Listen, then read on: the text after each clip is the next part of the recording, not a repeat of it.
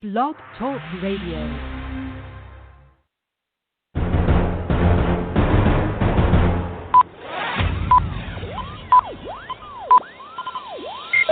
Ladies and gentlemen, may I have your attention, please? Good evening. You're listening to Straight Talk with Dean and Mark. We thank you for tuning in and hope you enjoy another exciting episode of our show.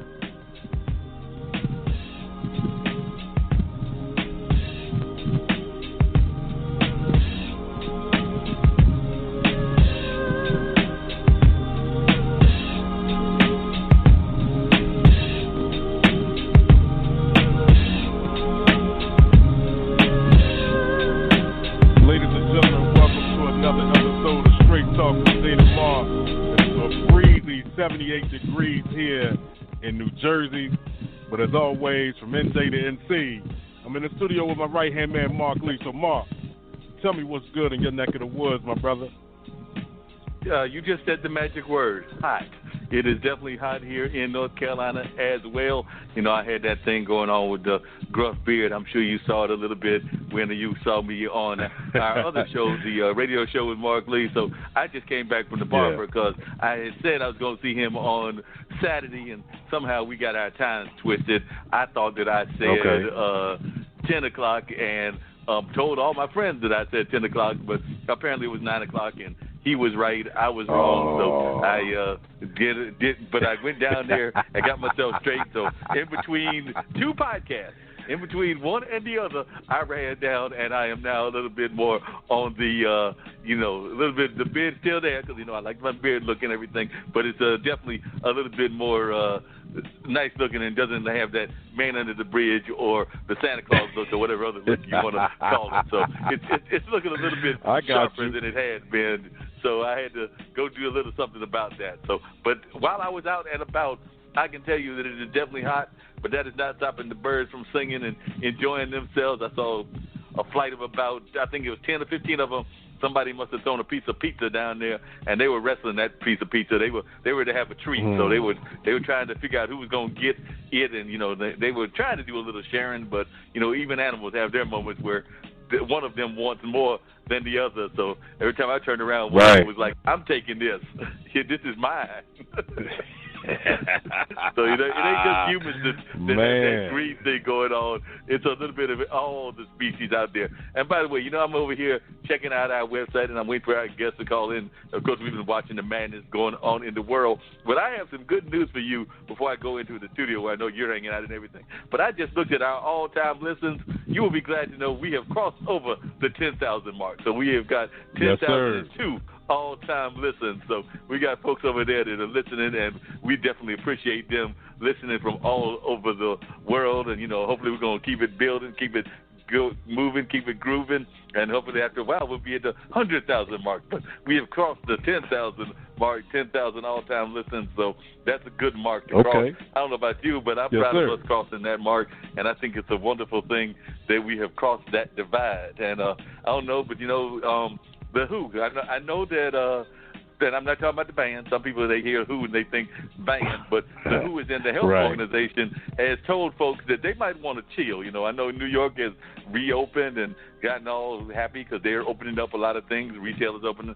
I think they're going to go to phase 2 or something like that. So they're real happy up there in New York. And I know, the protests are still going on. I just came back didn't see a protest in downtown Durham this time, but I did see some graffiti that had been put, I can't even call it graffiti. This is intentional murals that are passing the message of Black Lives Matter and other things, because they had boarded up some of the buildings just to protect the buildings, and some of those folks had let artists and others make statements, and there were some very powerful statements there. I'll be putting those on my regular Facebook page at some point or another, but there were some very powerful messages that were shared by many down there. But like I said, when I saw that the Who was telling folks, slow your roll. We know that y'all are glad to see some things happening, but numbers are going up and some other things are happening. So, we want y'all to get back to a good economy and all of that kind of stuff, but you might want to slow your roll down just a little bit. I think that they have finally declared us in a recession. They've been trying to avoid that word for a while, but they've declared us in a recession. And I also saw that some of the orange ones Republican compadres have come out and said, no, we don't like you. So, and there are some major players. I think that one of the Bushes came out and said, no, we don't like you. And I know that Colin Powell came out and said, nope, don't like you. Yeah, you know what? He earned it, though. He worked hard for it, man. And, you know, at this point, we see and they get to see everything that they tried to deny originally, but is in our faces now. So what's the next step? You know what I mean? Like, you found money. You said the country was broke and all of this stuff, but you found money to give a quote-unquote stimulus check. You found money to send to Israel. You have money that you won't spend to help the people, but you'll take care of the 1%. So, you know, when they start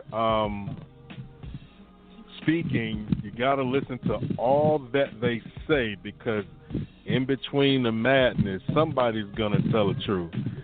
And then it's another what's next moment. So it's important that, you know, a lot of people are debating about whether or not we should withhold our vote. I'm an independent voter. I really don't care about the Democrats or the Republicans.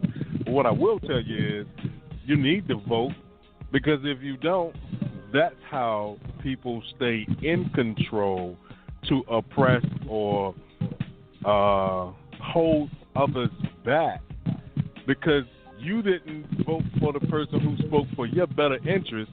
I guess you were trying to prove a point, but in your stubbornness and pride made you stupid, you get to suffer for another 4 years. So it's something you may want to consider before you discount the whole entire thing. Don't be that dumb.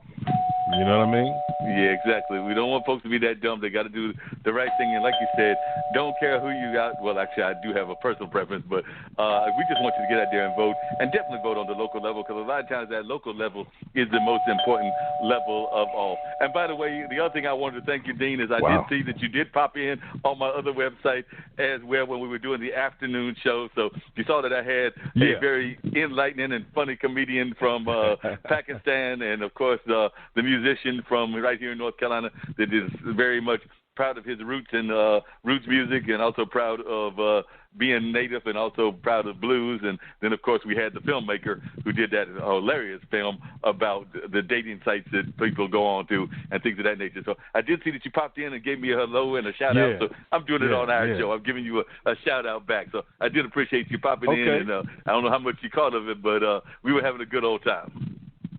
Yeah, and that show will actually replay in its entirety on Saturday, June 13th at 1 p.m. It's the Mark Lee Show that will be replayed right here, part of the Level Podcast Network. So we appreciate y'all listening.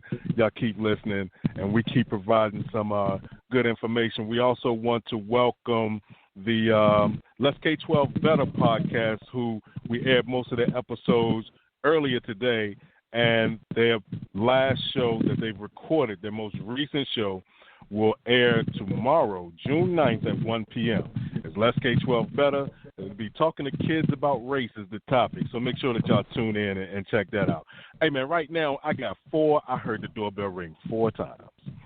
So well, we like this like with the doorbell ring. Let's see who we got at the door and see what kind of conversations we can get going, because we like things happening at the door. Before I do that, we're going to run this ad real quick, y'all. Let's straight talk with Dean and Mark.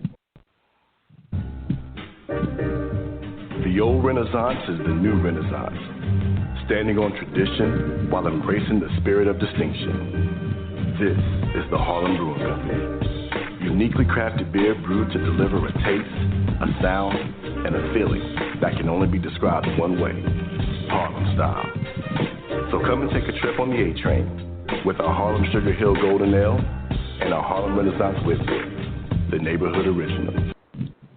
All right, and we're back. Caller, area code 917, last 42268. Welcome to Straight Talk with Dean and Mark. Tell us who you are and where you're calling from.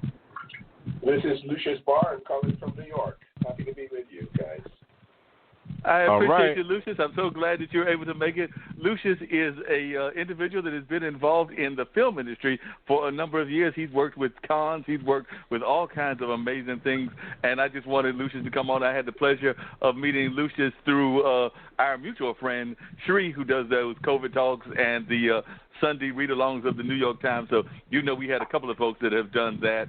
So, Lucius, if you would, please tell a little folks that are listening about what you've done in the film industry and about some of the other things that you've got going on in your life. And, of course, we know that the film industry is suffering with all that's going on in the world. Particularly, I understand that we might not even see films that much this year. I know that I work on the board of a local theater company, and we're talking about showing films with a lesser audience, possibly that happening as early as July or August, but also talking about some other things that will happen in that space. And then I know some people are even waiting to release films, so I don't know how that's impacting the film festivals, because I know Cannes is a very big film festival. Of course, Sundance here in the States is a big one. But just share a little bit with folks about what you've got going on in the film world, and then I'm going to bring in my friend Brevan, and we'll get into this whole discussion because we've got some other guests that I want to have conversations with all during the course of this 2 hours. But you got the right to by being the first one that Dean grabbed. So tell us a little bit about yourself, and then we'll bring in some of the others as well. Thanks. I was born in the East New York section of Brooklyn in 1949. So in those days, every one of my elementary school photographs looked like a UNICEF poster. And I think also people anchored in neighborhoods, anchored in community longer than they do these days. People move around a lot more because I had the same second grade teacher as my mother had 29 years earlier. So there was a sense of multiculturalism that was really very strong in my childhood. And when I was in high school, I was involved in Red Cross projects.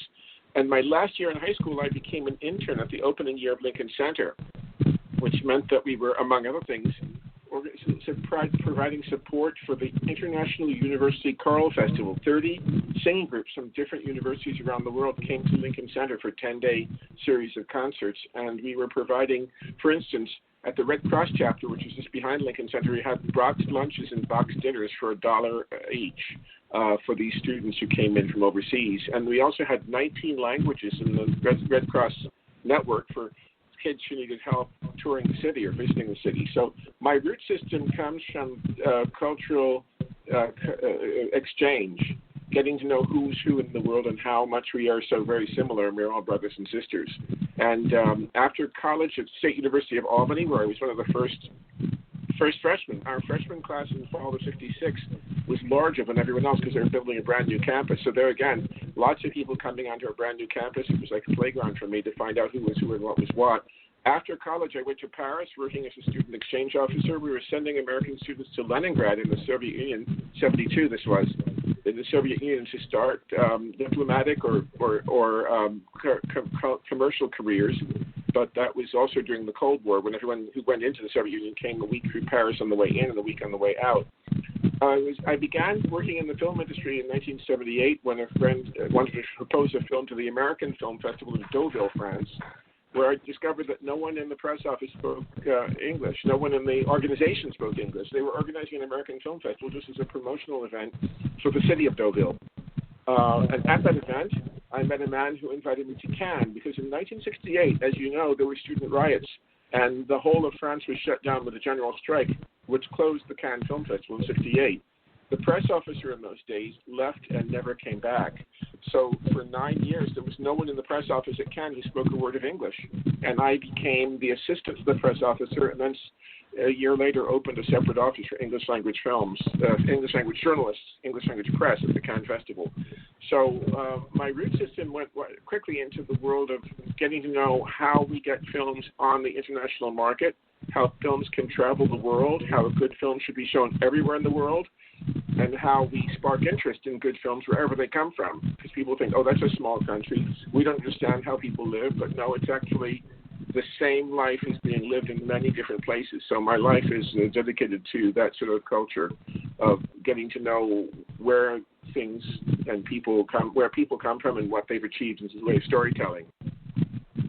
Yeah, and you've done a great job with that, and I want to go into some more details of that as we continue this conversation. I want to bring in some of the others as well. But just really quickly, before I get to Brevan and some of our other guests, I'm imagining that you're even older than I am. I'm 58 and everything. But I'm imagining that some of these things that you're seeing with the protests are reminding you of what you saw in 68 and in the 60s. And, you know, doesn't matter what culture you're from. I know a lot of people, even my dad who's in here, will turn 80 later on this month, are feeling sometimes like we've seen this record several times before, and that we've seen it many times before, and hopefully we're going to make a change with a different kind of leadership in terms of who's leading the protest, maybe not in terms of who they're protesting against. But as you're seeing these protests go around the country and even around the world, do you sometimes have a feeling of, I won't say nostalgia, but a feeling that you've already seen this record once before? No, I don't actually. I think that every day is new, and it's really that people get stuck in those modes, but every day is an opportunity, and we shouldn't underestimate the opportunities.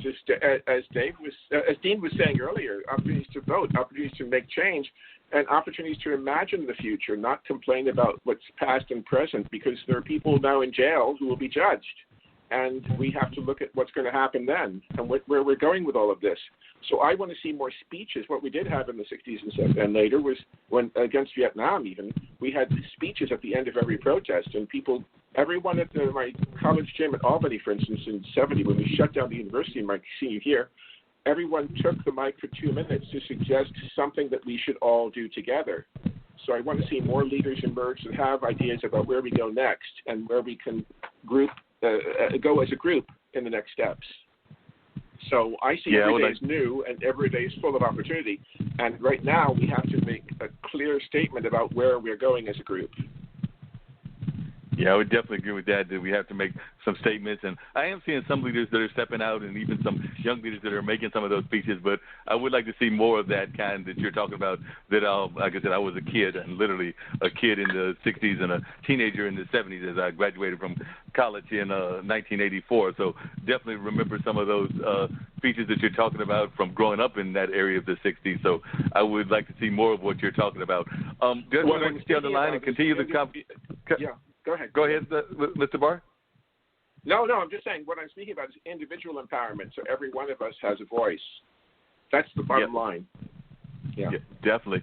And I'll definitely stay on the line, and we want to continue the conversation. But I want to bring in Brevan. Can you bring Brevan in for me, Dean? And then I also want to bring in the person in from Australia, because we've got folks listening from all over the world. So don't want to leave them out of the situation. So that'll probably be who I go to next. But we'll start with Brevan. Brevan, how are you doing today? I mean, this is a new day, and things are going on in the world. And I know your music career has probably slowed down just a little bit, well, actually a lot bit, because of what's going on first with COVID and now with the protests. But you grew up in music. I mean, like, when I think about you, I think about the fact that I first met you when you came to the Central Campus and were around the Central Campus as a student several years back and everything.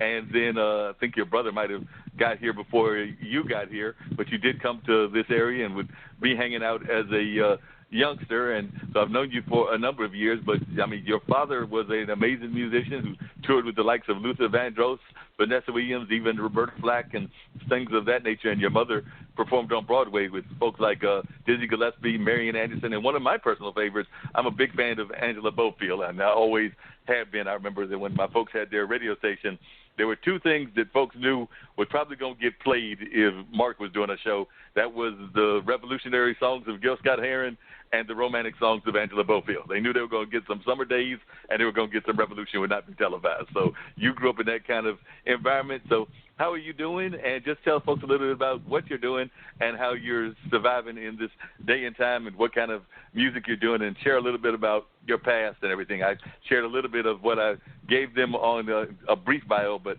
I want to hear it in your words. Hey, Mark, so great to hear your voice, man, and you know, I appreciate all of that, and I'm doing great, actually. Quiet as it's kept, I teach private lessons, and I moved all of mine from in-person to online, so I've been able to continue, you know, surviving as a musician that way. Another thing I've done is I've opened a recording studio with an engineer drummer and engineer friend of mine named Jeremy Clemens.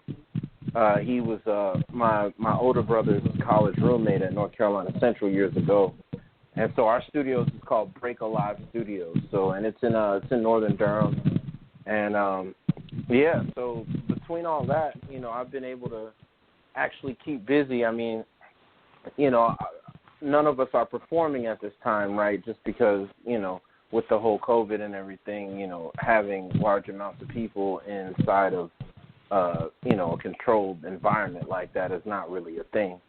But as far as like a little bit about myself, definitely you spoke about my parents. I was raised here in Durham. I was born in New York, so I've kind of, always had a back and forth kind of thing with New York and Durham. And, a lot of my father's side of the family is still living up there. But, I was raised here in Durham, and, both of my brothers are drummers. My dad's a drummer. Mom's a pianist.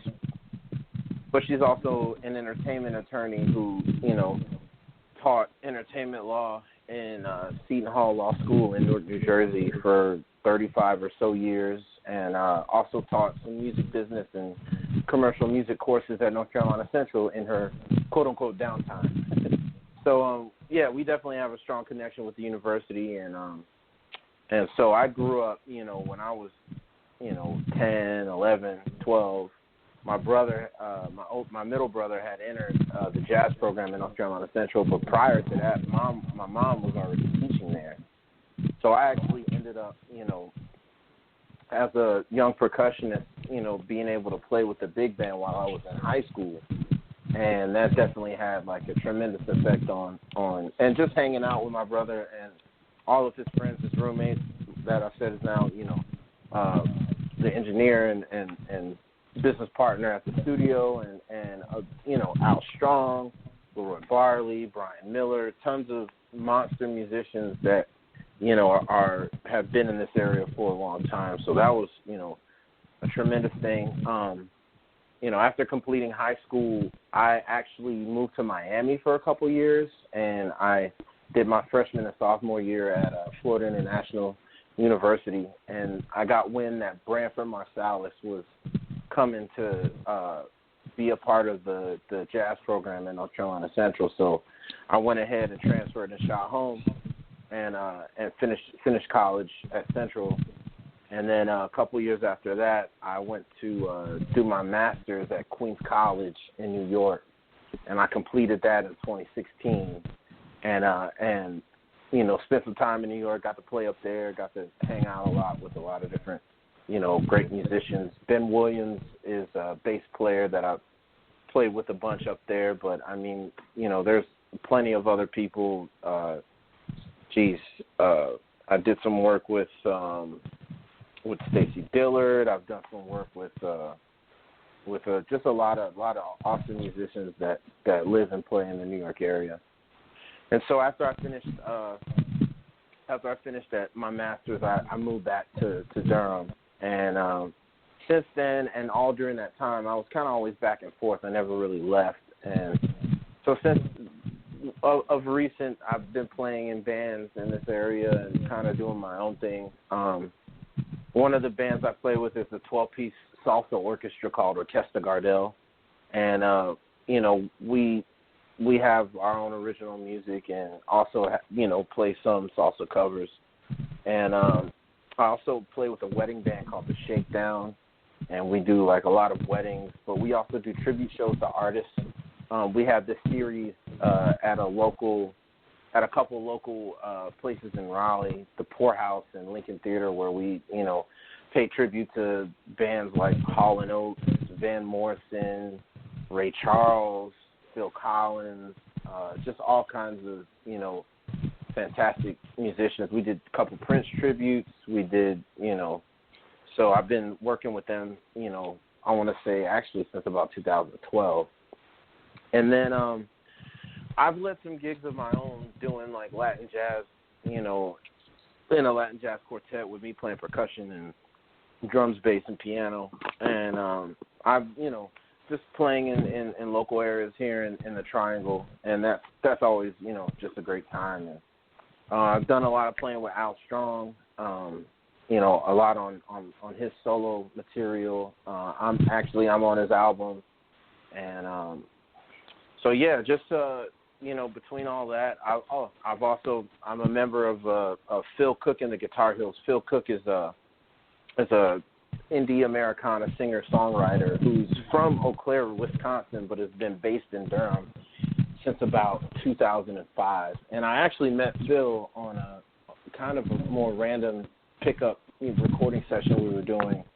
And we traded numbers, we kept in touch, and he called me to do his record, and then we started doing some touring. So that's been great. And so, yeah, so pretty much since I got back in 2016, it's been a lot of that. And then, you know, I want to say Jeremy came down here early 2017, and we started building the studio then, and it was, like, finished, and I had I opened the financial part of the business and blah, blah, right about, you know, the beginning of 2018. So, yeah, you know, between the recording and teaching private lessons and playing with a few bands, and I'm starting to write my own music and work on my own album. I've actually kept busy during quarantine, which is a blessing. You know, I say it with humility and gratefulness. There are a lot of us out here, friends of mine even, that are suffering tremendously from just not being able to perform, and it's really hard. But I mean, at the end of the day, you know, safety is first. So, you know, I just try to, you know, shed light and try to stay as positive as possible and just roll with the punches. I'm sure everyone in a lot of different industries that were affected by the pandemic are trying to do the same thing to an extent. So, yeah, that's definitely, you're right. Much, Yep, that gives us a good rundown of some of the things you've been involved in and everything. You're right. So many people are doing that. I do want to get into a conversation with you later about how you think before the pandemic jazz was doing in terms of its popularity. But I want to bring in some of the other guests before we get into some of the discussions around just the world, and some may come back around to that. But Dean, if you would, bring in the person from Australia, and then I also want to bring in Pratnia, who is involved with some very serious stuff involving India, but she's based in the D.C. area. But let's start off with Australia, and then we'll go to D.C. after that, and then we'll come back to Charlotte, and then we'll go into the discussion, the round table discussions, after we get everybody introduced. So, got the person on from Australia. Tell us a little bit about yourself and what you've got going on in your part of the world. Hello there from Australia. How are you? Doing good. How are you doing? Oh, I'm doing pretty amazing over here. It's a gorgeous day here. Sun is shining, birds are chirping, and we are all happy. That is a good thing, and I was actually talking to some friends of mine earlier. It seems like the animals might be a little bit more lively than the humans these days because of what we've gone through with COVID being a world problem, but definitely it seems like Mother Nature is definitely having a respite from some of the things going on with us humans and everything. But tell our listeners a little bit about what you've got going on in your world and what kind of profession you're involved in, and then we'll go into talking to Pratnia and the other guests, and then we'll have a roundtable discussion like I promised everybody, because like I said, it's just one big dinner party. But just tell a little bit about your history, and then I'm going to bring Pratnia in as well as my guests from Charlotte, and then we'll go into the whole conversation from that point.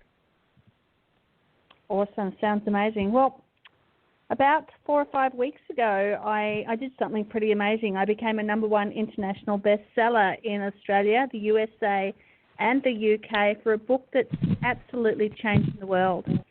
It's called Lockdown Took My Income, and it's for all of those people out there who have just found themselves without work or without a business, or who's lost their income due to what we've gone through. And it's actually a 9-step blueprint to actually help them right from the very beginning start their own income stream or small business from home with little or no money down. So it's really taken the world by storm. Overnight we got the #1 international bestseller. We also received #1 hot new release in the United States as well. So I'm a little bit proud of myself, really. And you rightfully should be. Just real quickly, and I'll come back to some of the discussions. We get further into all the discussions later. But what are some of the tips you're giving folks? Because I know in the U.S., some of us have gotten stimulus money. Some are trying to get stimulus money, some for business, some for individuals. But I do know that there are other parts of the country that either have more stimulus, because I think there's some countries that have gotten the considerably amount that we're getting almost to be small amounts compared to what they're getting. And I imagine there are parts of the world that aren't having any stimulus. So depending on where they are in the world, what kind of advice are you giving people in order to launch a business or in order to maintain living while they're trying to survive the pandemic? Okay, so I actually don't think it matters where you are in the world, because anybody can do this. Anybody who has enough belief in themselves can do this. And even if you don't have that self-belief right away, the book's actually really good because it takes you right back to the very, very beginning of working out exactly what it is that you absolutely love, what you're passionate about, what it is that sets you on fire. And when you know this, when you know what it is that you absolutely love to do, you can actually scoot around the old self-confidence issues just for a little while to actually take the action you need. So it's about really honing down on exactly what it is that you just absolutely love to do and what you're good at, because that's where your superpowers are. That's your genius zone. And that is what you really want to be able to focus on. Once you've got a clear idea then of exactly what it is that you can go out there and create, the ideas just flow. And this is the feedback we're getting from the book, is people are saying that they're coming up with ideas that they would never have thought of beforehand. And they're getting the confidence and the certainty to go out and take the action they need to take to actually make moves and make this happen. Wow, that's some amazing advice and everything. Definitely want everybody, as I've been saying, to stay on the line. But, Dean, can you bring Prodney in? Because actually I want to tie in what she's been saying to a mutual friend of ours, as well as have her talk a little bit about the project that she's doing with Magic Bus. How are you doing, Prodney? I'm good. How are you? I'm doing good. It's so good to hear you on Voice to Voice and not just us chatting to each other on Shree's show. As I was listening to the woman from Australia, it sounds like she must have been listening to Shree, because every time that we listen to Shree, he's always telling us that we need to do something positive with this time that we're locked into the house and everything. So as I was hearing her, I'm like, I think I've heard this every day. I don't know if you were having that same thought, but I was having that thought because, you know, both me and you oftentimes are on Shree's daily COVID calls, and I know that he's always putting that message out there. So I don't know about you, but that's what I was feeling as I was hearing her talk about this best-selling book. I was like, dang, Shree might have needed to have written that book, because he's been telling us that almost daily. Well, I mean, your guest from Australia is probably one of the most cheerful people I've ever heard, which I think is amazing. And, you know, and what I'll say, I love that she was talking about sort of what people have to do to help themselves and look beyond this COVID situation. So, you know, my day-to-day, I'm the executive director, you pointed this out, of Magic Bus USA, which is an NGO. It's a top 5 NGO in India. And interestingly, and maybe you planned it this way, but a major focus of Magic Bus's work is livelihoods. It is to work with kids from age 12 onwards to help them build life skills, to help them get vocational training, and then eventually place them in a job. And as you can imagine, with the lockdown in India and with the global pandemic situation, we've had to get creative about finding ways to stay in touch with our kids and see them through this crisis, the kids and their families and their communities. But at the end, what I love about this group you've put together, Mark, is that the common thread sounds to me like, you know, sort of claiming resilience, right? What are we all doing to personally see ourselves through this crisis? But then, as you said, you know, Sree encourages us every day. We all jokingly call it the Sreenaverse, right? In the Sreenaverse, everybody should do something to help. And, you know, I think that if nothing else, I'm excited about the work I do because it reaches 300,000 to 400,000 kids a year, and you know it's what's getting me through this crisis, being locked in my home. Wow, and that's what a lot of people are doing, is finding their goal in the different things that they're involved in and things of that nature. Now, earlier today when I was doing my other more of a pod stream kind of show, because it aired on more of a streaming kind of platform, but it's also aired on Monday. I had a young lady from Pakistan, and, you know, with all this going on in the world, the Black Lives Matter things that are going on and the protests that are going on, people forget about the rest of the world and some of the issues that y'all have. Because, like I said, even though I know India and Pakistan have had some of their own conflicts and things of that nature, and she's from Pakistan, but she was talking about how a lot of those Asian countries deal with these kind of issues of child abuse and abuse with, because she's very much of an activist comedian, so dealing with the fact that women and others are sometimes not treated in the best of ways. But I was just wondering, as you do your work, do you find that sometimes we don't know enough about the kinds of things that are going on in the world? Because that's one of the things that I feel is that sometimes we get stuck in our own little silos, whether that's me here in Durham or whether that's the East Coast or whatever, and we don't always pay attention to some of the things that are happening. Some of them might even be considered atrocities or definitely abuses in one form or another in these other countries. Because when I saw some of those figures that you were quoting just for India and the children, they are very stark. Yeah, I mean, you know what?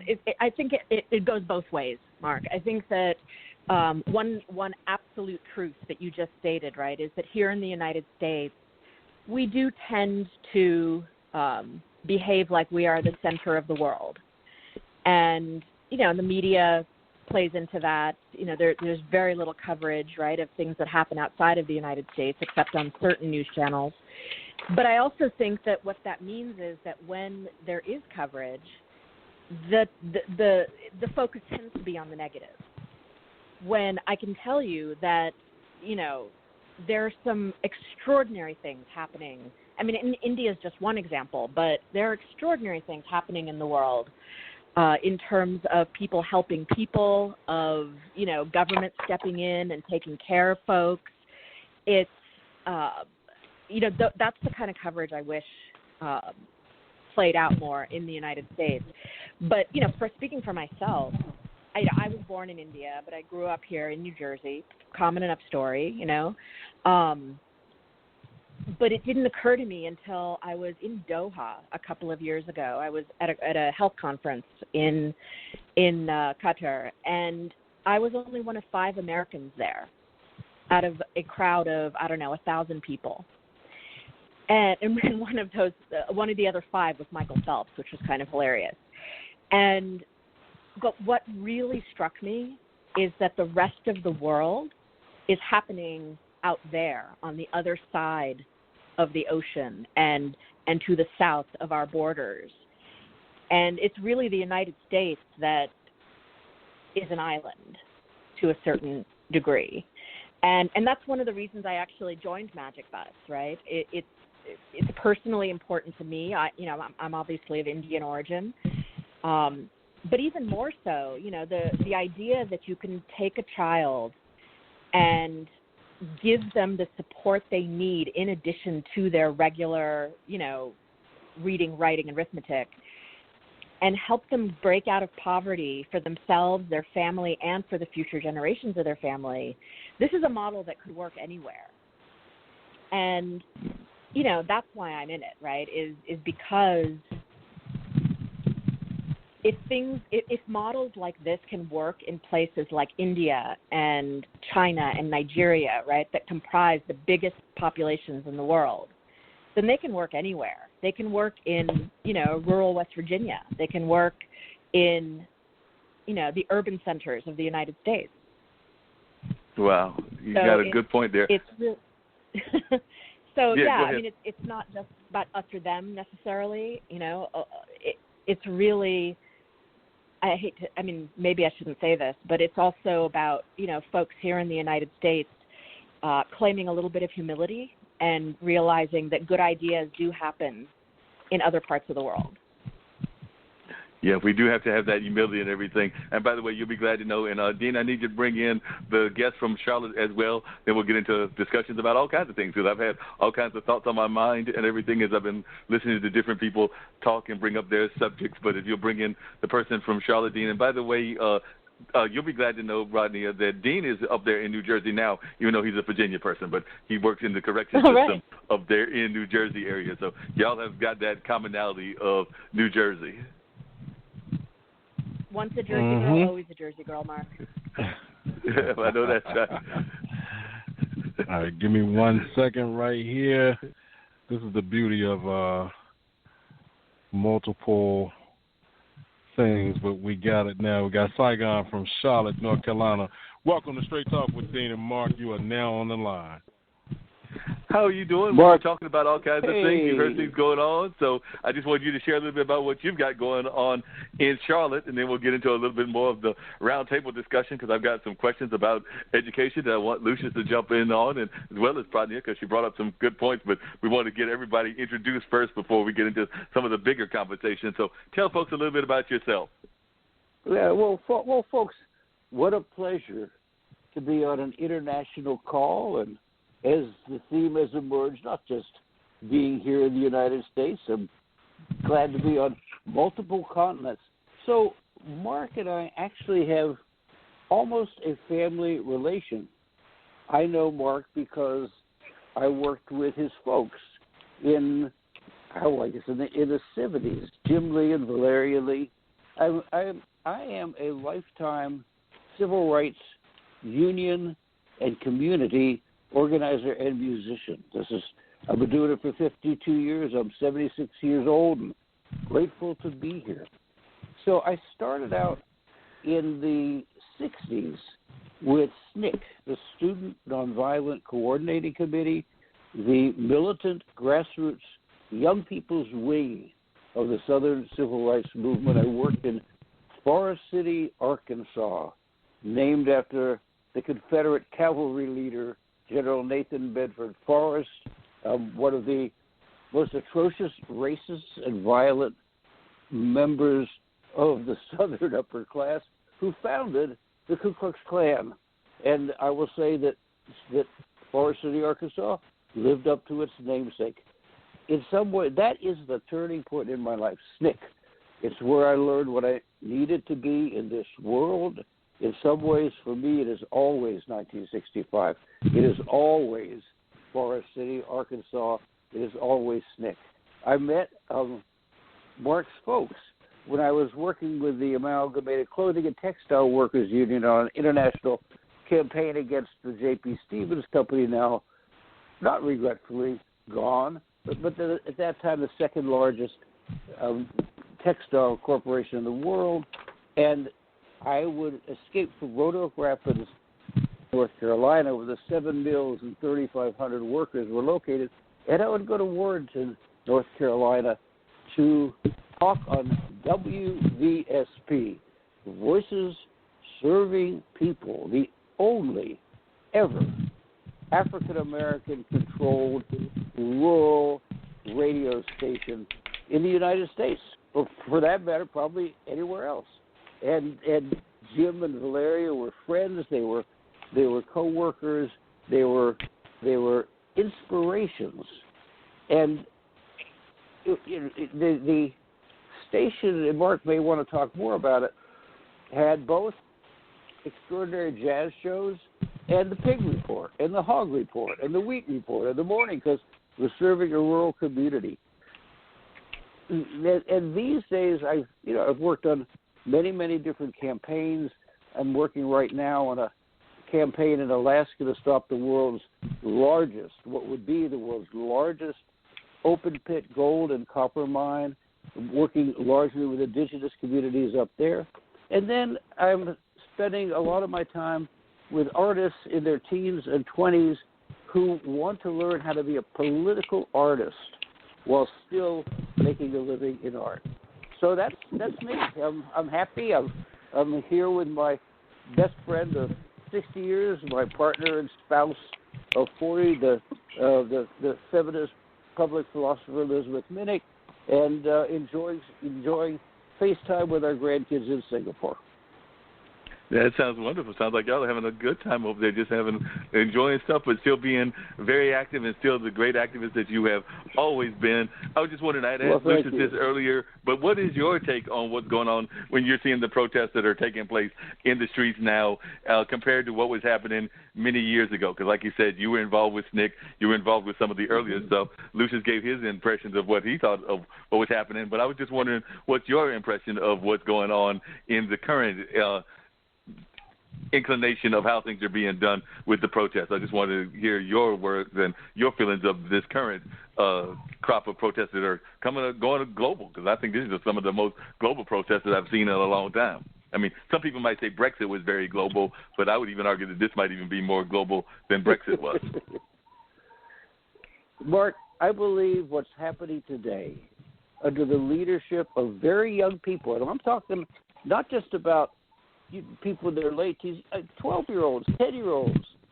I think it's the most profound hope we have for saving the world. I find it inspiring. I find it intellectually interesting.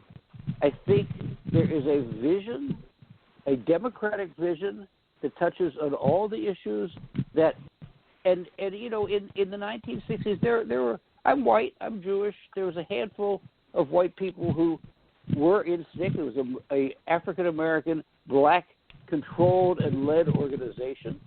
But we were, in that sense, a small minority. Today, I look at areas that were Klan strongholds, not even that long ago. Places in Texas, Louisiana, where young whites and young blacks and young Latinx people, you know, of all kinds, you know, gay, straight, trans, you name it, are coming forward with a vision that is like the vision that SNCC had, that is like the vision of the revolutionaries, if we go back to Denmark, Vesey, if we go back to, you know, to all of the extraordinary leaders of W.B. Du Bois, of all the people who had a vision of a decent society. So I am deeply hopeful. Sounds wonderful. And Sai, do you think people are rediscovering your music? Because I know that sometimes when other revolutions would happen, people would rediscover Gil Scott-Heron because of what was going on. Do you think people are rediscovering your music? Because it's very folk-oriented, but it's also very message-oriented. So I was just wondering, do you feel that people of that young generation are rediscovering your sound? And I also wanted to hear from Brevan if he's involved with any lyricists that are adding some of that folk kind of sound or some of that message. Because a lot of times jazz is more instrumental, so we don't always hear the lyrics of the message, even though one of the greatest jazz songs in my mind is Strange Fruits, which is definitely a message song. Yes. Well, I think this is an ironic way to put it. I think young people are rediscovering their own music, and I would much rather have them create their own music and make that the anthems of this movement, and have them go back to my movement. I don't know that this being rediscovered. And now I will say that part of what I see as my role is letting people know about historic music. For example, the last 2 days, I've been working on a project, not my project, but just as a volunteer, helping someone who's writing a book about the song I Dreamed I Saw Joe Hill Last Night, which is a movement anthem. I'm surveying political artists to say, how do you use this song strategically? Not just how do you sing it, but how do you use the song to help create social change? And I think that's the role I want to play. I also, the other thing is, of course, Mark, you know the folk side of my music. I also write for musical theater, which stylistically very, very different. And that's a great way. I have a musical called Mother Jones in Heaven. It's up until we all locked down, it was touring the country in a 32-foot RV. It's a streamed performance from the home of Vivian Nesbitt and John Dillon, who are the couple who are promoting it. It's had 13,000 people have watched the show in the last 2 days. We don't even understand why there should be that broad reach. But, you know, Mother Jones, the most dangerous woman in America, I think it's so important that we know there are precedents to what's going on today and what we can learn from their strategies and their tactics. Definitely. You have to learn from the past and everything. Brevan, share a little bit about your music. And I don't know, have you dealt with any of the music that would be considered more the protest-oriented music, or these are just the more traditional jazz? And also, just curious, again, this is going to come back to one of the questions to even bring in with primary as well, is do you think that jazz is taught enough? Because I think that we need to teach music more in general and creative studies in more in general, just in our American school system, because I don't know that sometimes I think we teach too much to the test, but that's just my own personal bias, and I've actually worked sometimes with a test company. So I was just wondering some of your thoughts about how we're doing in terms of teaching music and how you feel the popularity of jazz is as you're a jazz musician. Okay. Let me start with your first question about protest music. So honestly, it's actually interesting that you would ask, because two of the artists that I've been making a lot of music with in the last couple of years, Ben Williams and Phil Cook. Ben is based in New York. He's a bass player and songwriter. And he just came out with a project called I Am a Man, which if any of you remember that was like part of, it was the picket that the sign that was up when during MLK when they were going for workers' rights, and so he just did a whole project on that. That's basically a lot of protest music on there. And then Phil actually has a very similar, songs of his. He has one that he wrote, I remember, in like 2014 or so, that we played on from his first record, Southland Mission, called Great Tide. And it was basically a kind of a protest song against our former governor, Pat McCrory, after a lot of unfortunate bills were being passed. So of late, within the last like 5 years, and I mean, if you're asking me personally, I think, if there's anything that a Trump's America will bring you, it will bring you protest songs about how people are unhappy. So, there's that. As far as jazz education of late, and it's interesting because, of late there have been a lot of conversations. I think one of the largest problems, especially when you talk about higher education, like at the university level, is that there's a lack of black representation in a lot of the upper echelon jazz programs.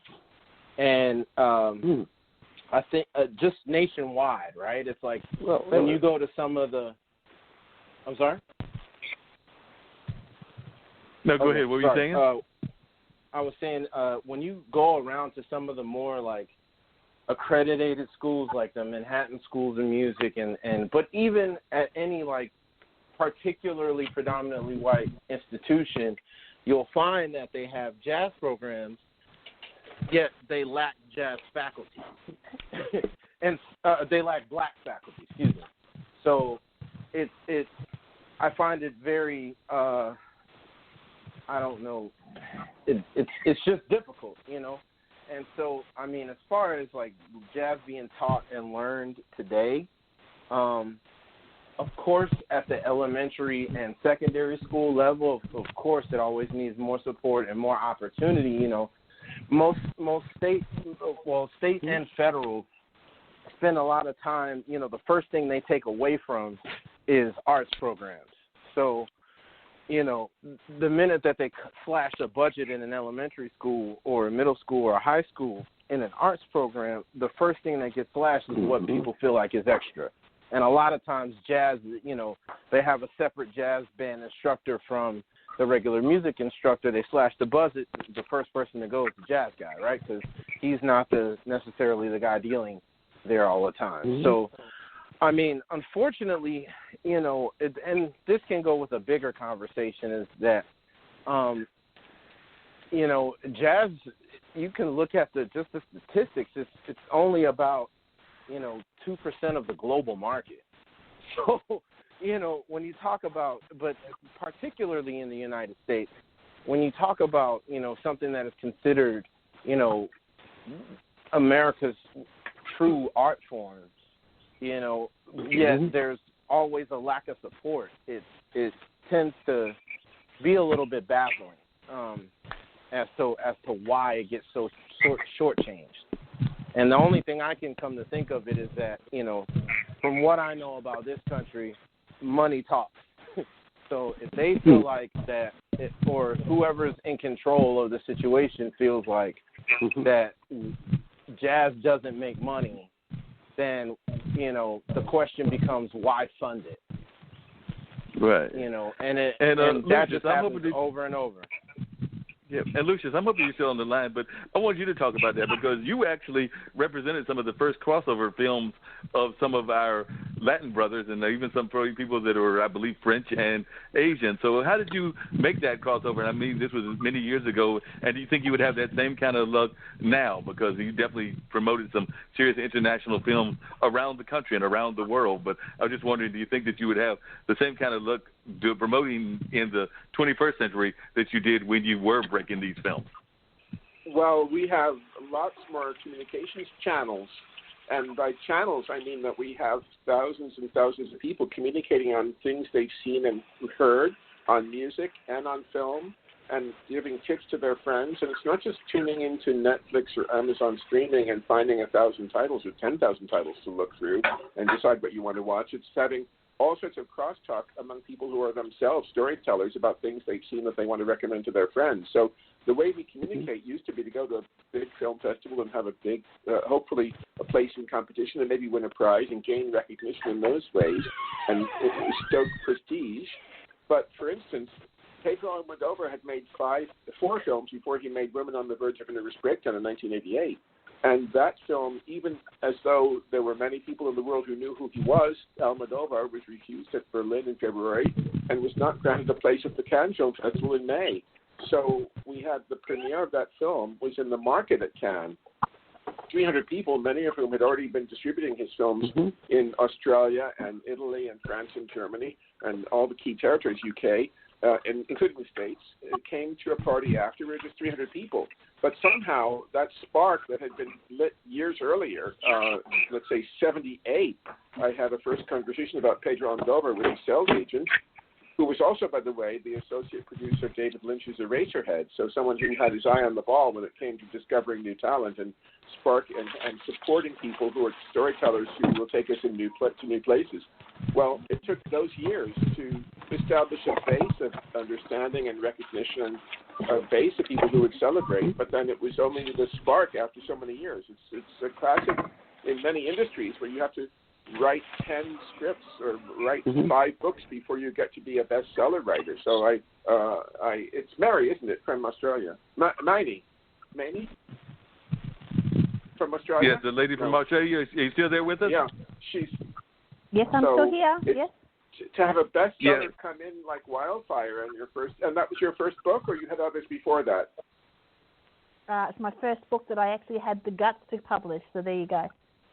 There you go. Because dovetailing with this point about education, I think that what we must do in this terrain of digital communications, where so many people have a platform and so many people can reach so many others to tell their stories, we have to teach everyone to have confidence in their own personal powers of creation, have confidence in the fact that they can create stories that will be of interest to other people out there. Because guess what? If there are 1,000 people telling stories, there are 10,000 people listening, and each of those could be inspired to tell 1,000 stories themselves, you see. So it's exponentially a very different market that we used to have, where we used to depend on a couple of key journalists or a couple of key buyers in a couple of countries. If the film was a hit in France, maybe someone in another country would be interested, but maybe not. But now we have so many ways of communicating that we should all recognize our own power of creation. And by the way, by creation, I mean creating a story or creating buzz about a story, sparking interest in the story. Yep, and I was wondering. Rural radio, like Mark, your parents were running this rural station. Well, right now that rural station, just as you, are global. Right. Yeah, exactly. They were running that back in the 70s, and they were running that in the 70s, and it was not, well, we considered it somewhat global, but definitely what we're doing here is definitely a global thing. As you notice, I've got people in all over the world, and you're listening and being guests, so definitely we see this as a world platform. It's the same thing, and you learn well from your parents because it's the same thing. There's no difference between local and global. Yeah, it's interesting you said that because that's actually a conversation that I've been having with another radio station that I am part of. It's our low-power radio station, but they, as a low-power radio station, some of the people at the radio station want to just focus on the local, while some of the other members are like, wait a minute, we might be local, but we're also on the internet, which means that we're global and are pushing more of the global aspect, whereas there are some people within the station that want to just push the local market. And I get that. They just want to push the advertisers and some of the other, well, it's a low power, so it's not really a commercial station, but they want to publish You're right, because in fact the mission of radio is to provide companionship for people who don't feel they're part of a community. Is that correct? That's like that is correct. Classic BBC policy is to make sure that people have the prairie home companion. I mean, you're out in the middle of nowhere and you feel that you're alone there. You're connected. You're connected even to the Stardust Ballroom in Chicago in the early days of radio. So that's still one of the missions, but that's, I think, still reporting on local crop prices and all sorts of and weather conditions is still part of a local community, but there's room for both agendas inside one operation, I think. Yeah. Yeah, but I agree with you. I think there's room for both agendas, and I think that that's the direction that we're going in and everything. Now, I'm wondering here definitely from Brevan, but also from you, Lucius, because you brought it up. Sometimes with all of this mediums that we have, it seems like sometimes it's too much stuff out there, and sometimes you feel like you're overwhelmed by the amount of stuff out there, and sometimes it's not all. I mean, yes, I want everybody to create, but some of the stuff that's created isn't all that great sometimes, let's be honest. So I'm just wondering, do you ever feel that sometimes is a little bit of an oversaturation? Totally. I do. I don't know about, how about everyone else? I want to hear from others about that. When you say oversaturation, you just mean of art in general, or I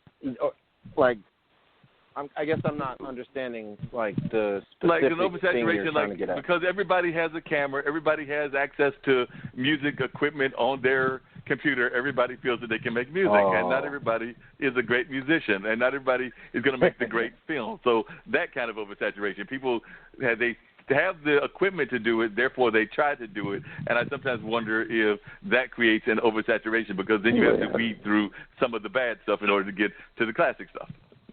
You're right. Yeah, definitely. I think it's always been that way, and there's more access. But 50 years ago, you could go to a black bar or white bar and listen to a band that was truly terrible, but people were dancing to it and people were drinking and having a good time.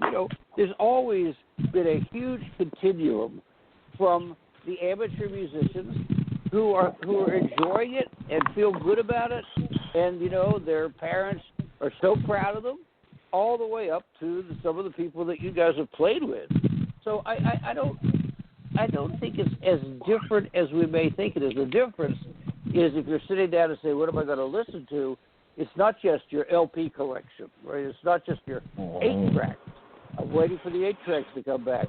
So I think that is the difference. But that's also a question of how we make choices. And, some people choose to spend their entire time watching Fox News. I'm not going to name any names here. Hey, but while I got the floor. So you mentioned our former governor, Pat McCrory, right? Who was also the former mayor of Charlotte, and actually, while he was a terrible governor, he was a pretty good mayor. But the issues that we're talking about, it was something called, for those of you in Australia and India, maybe you missed this. There was our Neanderthal legislature came up with something called HB2. That's House Bill 2. God. It's called the bathroom bill. So it basically said you had to use the bathroom corresponding to the sex you were assigned on your birth certificate, which is a slap in the face to every trans person everywhere, right? So, I think Mark, you used the term protest music. when I'm out doing a radio interview, if somebody says, you're a protest singer, I said, well, no, actually, I'm mostly for stuff, And I think to be a political singer is to refuse self-censorship. The censors need their jobs. Don't do their work for them. So, and I think that I have a very, very broad understanding of what it means to be a political musician. If you are a jazz musician and there are no vocals whatsoever, if you have a street team and it papers in the street and says after the demonstration, free jazz concert in the park, that's a political act. And so that's one of the lessons I tried. Anyway, so out of this Vassman bill, so a friend of mine and I made a series of videos. I wrote the songs. They're all parodies, to existing things. And it was called the No to HB2 VP EP Video Suite. You can still find it online. But one of my favorites was the Bad Old Hymn of the Republicans. And the chorus, the Bad Old Hymn of the Republicans, right? And just in case people in other countries don't know, the Battle Hymn of the Republic was a very famous Civil War song on the correct side. And the chorus was Glory, Glory, Pat McCrory. It's up there on the web. You can find it. And just lastly, I think that the essence, one of the ways you can make political music most effective is the use of humor. Humor can be absolutely devastating. So I have a song called Government on Horseback. And the video, which is online, you see our president, I'm not going to say his name, and I'm not even calling him our president, whatever the hell he is. But you see him patting Putin's knee and patting, the North Korean dictator's knee. But it's sarcastic and it stings, but it makes a point. And lastly, I also think that one political musician once asked me, why am I not more popular? I'm like, I said, it's because all your songs are depressing. They're all against this. I said, do you know any love songs? And this person said, no, I don't. I said, go forth and write some love songs. And, so I think that to be a political musician is to write about the whole of life, to write love songs and funny songs and story songs and songs that make fun of those in power and songs that attack them viciously. But it has to be a mix. It can't be only one thing. Yeah, definitely. And I was wondering, to all of you, how do you feel it is using your social media platforms? And I'll talk with you, Pradney, because, like I said, we know that certain people seem to use them quite advocatively and quite viciously in some ways. But just in your own work and your activism, how important is it for you to use your social media? Do you have a heavy social media presence with Magic Bus, and how do you manage to use your social media in that respect? And how do you not get caught in the rush of social media? Because that's another thing that can have a lot of rushes that you want to get your message out, but at the same time you don't want to get buried in the messages of others.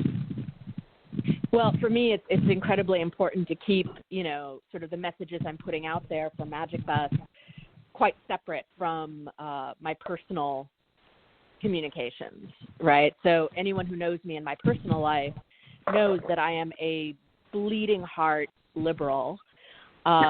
It's not a surprise to anybody, but I have to sort of, put that aside a little bit when we're talking about, and this is true of anybody, but specifically when we're talking about an international organization that relies, on funding and on the support of a variety of stakeholders, right, both in India and the UK and the United States. And, not everybody feels the same way as I do about our current administration or the current administration in India.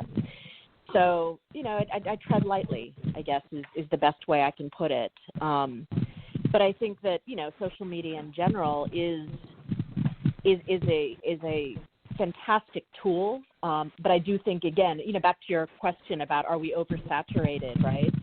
I think that it's really easy to get lost in your own bubble of people who agree with you, right, on social media. And so, sometimes we have to work really hard to stay balanced in how we are consuming information. And that actually raises a question, because like I said, I know that you're here in America and have been here in America for a number of years and everything, but when I've got a friend from Brazil, and they actually tell me that we talk junk about that person with the orange hair up there in D.C., but they say there's some world leaders that are just as bad, if not worse. And you kind of implied that with your conversation about the Indian leader, so I don't know if he's as bad or worse, but I'm sitting there going like, and I don't think that we know that, because sometimes we're so busy caught up in that bubble of just what's going on in our world that we don't know who some of the other really bad leaders are, or some of the other good leaders, because there are probably some great leaders in some of these other countries as well, including some leaders of some countries that are led by women and some countries just led by some great folks in general. But I just don't know that we actually are aware of what's going on around the world. And as I mentioned to a friend of mine on another platform, I don't even know that enough people know the Constitution. Well, I mean, it goes back to what you were saying before, right, about the United States being isolated to a certain degree, right?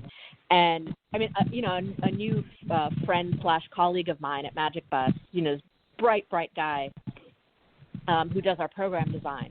He wakes up every morning in Mumbai and watches Fox News to see what kind of, dare I say it, idiotic thing our current administration has done the night before. And that's his daily entertainment, right? So he keeps his finger on the pulse and entertains himself by watching Fox News in India.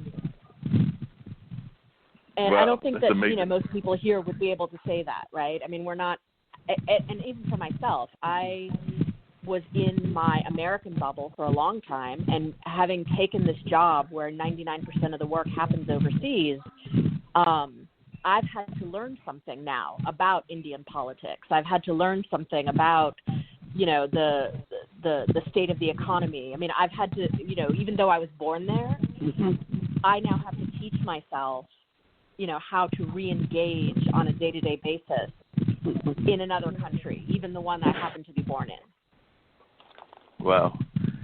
What are some of the things, and this is for all of you, because all of you have, I think even you, Brevan, have traveled the world and everything. What are some of the things that you think that people that are listening now, that might not have traveled the world? And I'm going to admit it, even though my parents had that great background, and I appreciate that endorsement that you gave them and everything, Si, and definitely they did some amazing things and still continue to do amazing things. My dad is a great artist and everything, but one of my guilt, and I think I've even mentioned this on the show with Sri and everything, is that I've not done enough world traveling. I went with a friend 2 years ago on a cruise, and that was to the Virgin Islands, Puerto Rico, and the Grand Turks. And before that, it was when I was a baby, and I lived in Turkey. So I've not got a chance to see enough of the world. Need to do a better job of that. So just in general, well, Mark, what are some of the things you want to go to India? You let me know. I will definitely let you know. I've been invited by the comedian earlier today to Pakistan, so maybe I'll hit both of them at the same time. I just got to figure out how to get to the capital, because none of these trips are, like, cheap. Yeah, for sure. Right. Honestly, I feel like one of the first things I learned, like, from traveling was, like, about food and food consumption and, like, diet type things and how different that looks in other countries. And like to be frank with you, like it made me look at my own country like, man, we got some work to do. Just because, of the way food is handled in other countries, what's being put into essentially products that we're putting into our bodies. That was like a real eye-opener, like especially when I traveled through Europe. I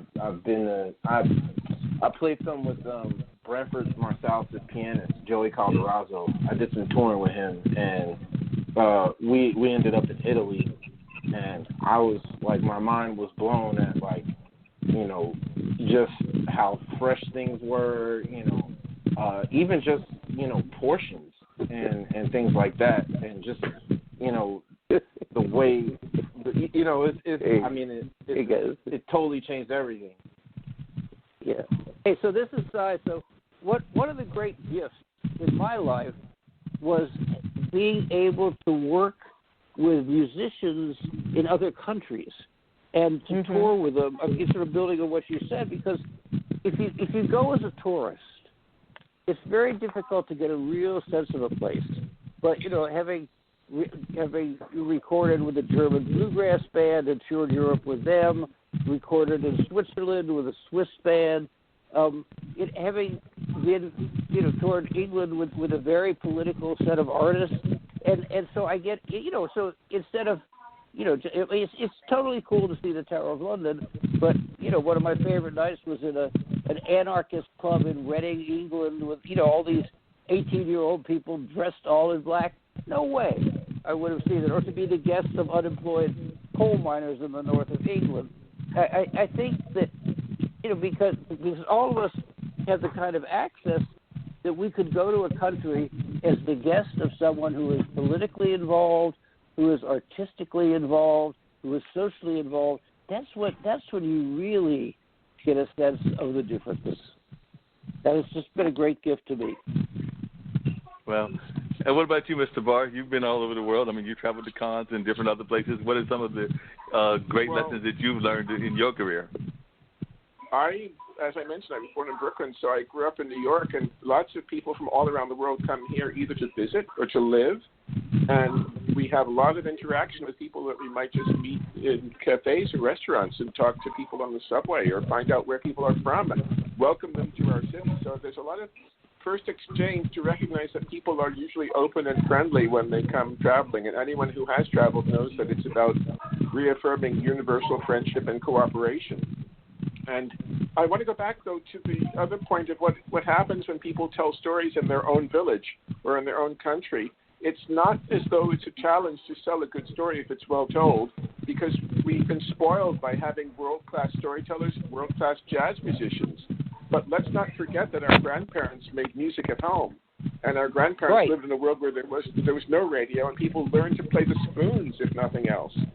It wasn't until like 1835 that the first prototype of a steel-framed piano was invented, and it wasn't until 1860 that the pianos came on the market as something every family could have, or every community could invest in having a piano somewhere in town. And with that, we had a big expansion in what, as a child, I grew up, I'm, by the way, a few years behind you, Si, in 71. I grew up with my grandparents playing music from sheet music, that you go in and buy a sheet of this music or that music and play it at home. So it's about creating your own stories again. And as I was mentioning earlier, we should encourage that, because that's the root of folk music, but it's also the root of all music. It's the root of sharing. When one person sits next to the other and tells a story, you can tell a story with words or music. And I count the same as the world I'm in film, is telling stories in that way, just sitting beside someone and telling a story that comes from either some wild adventure or some small experience.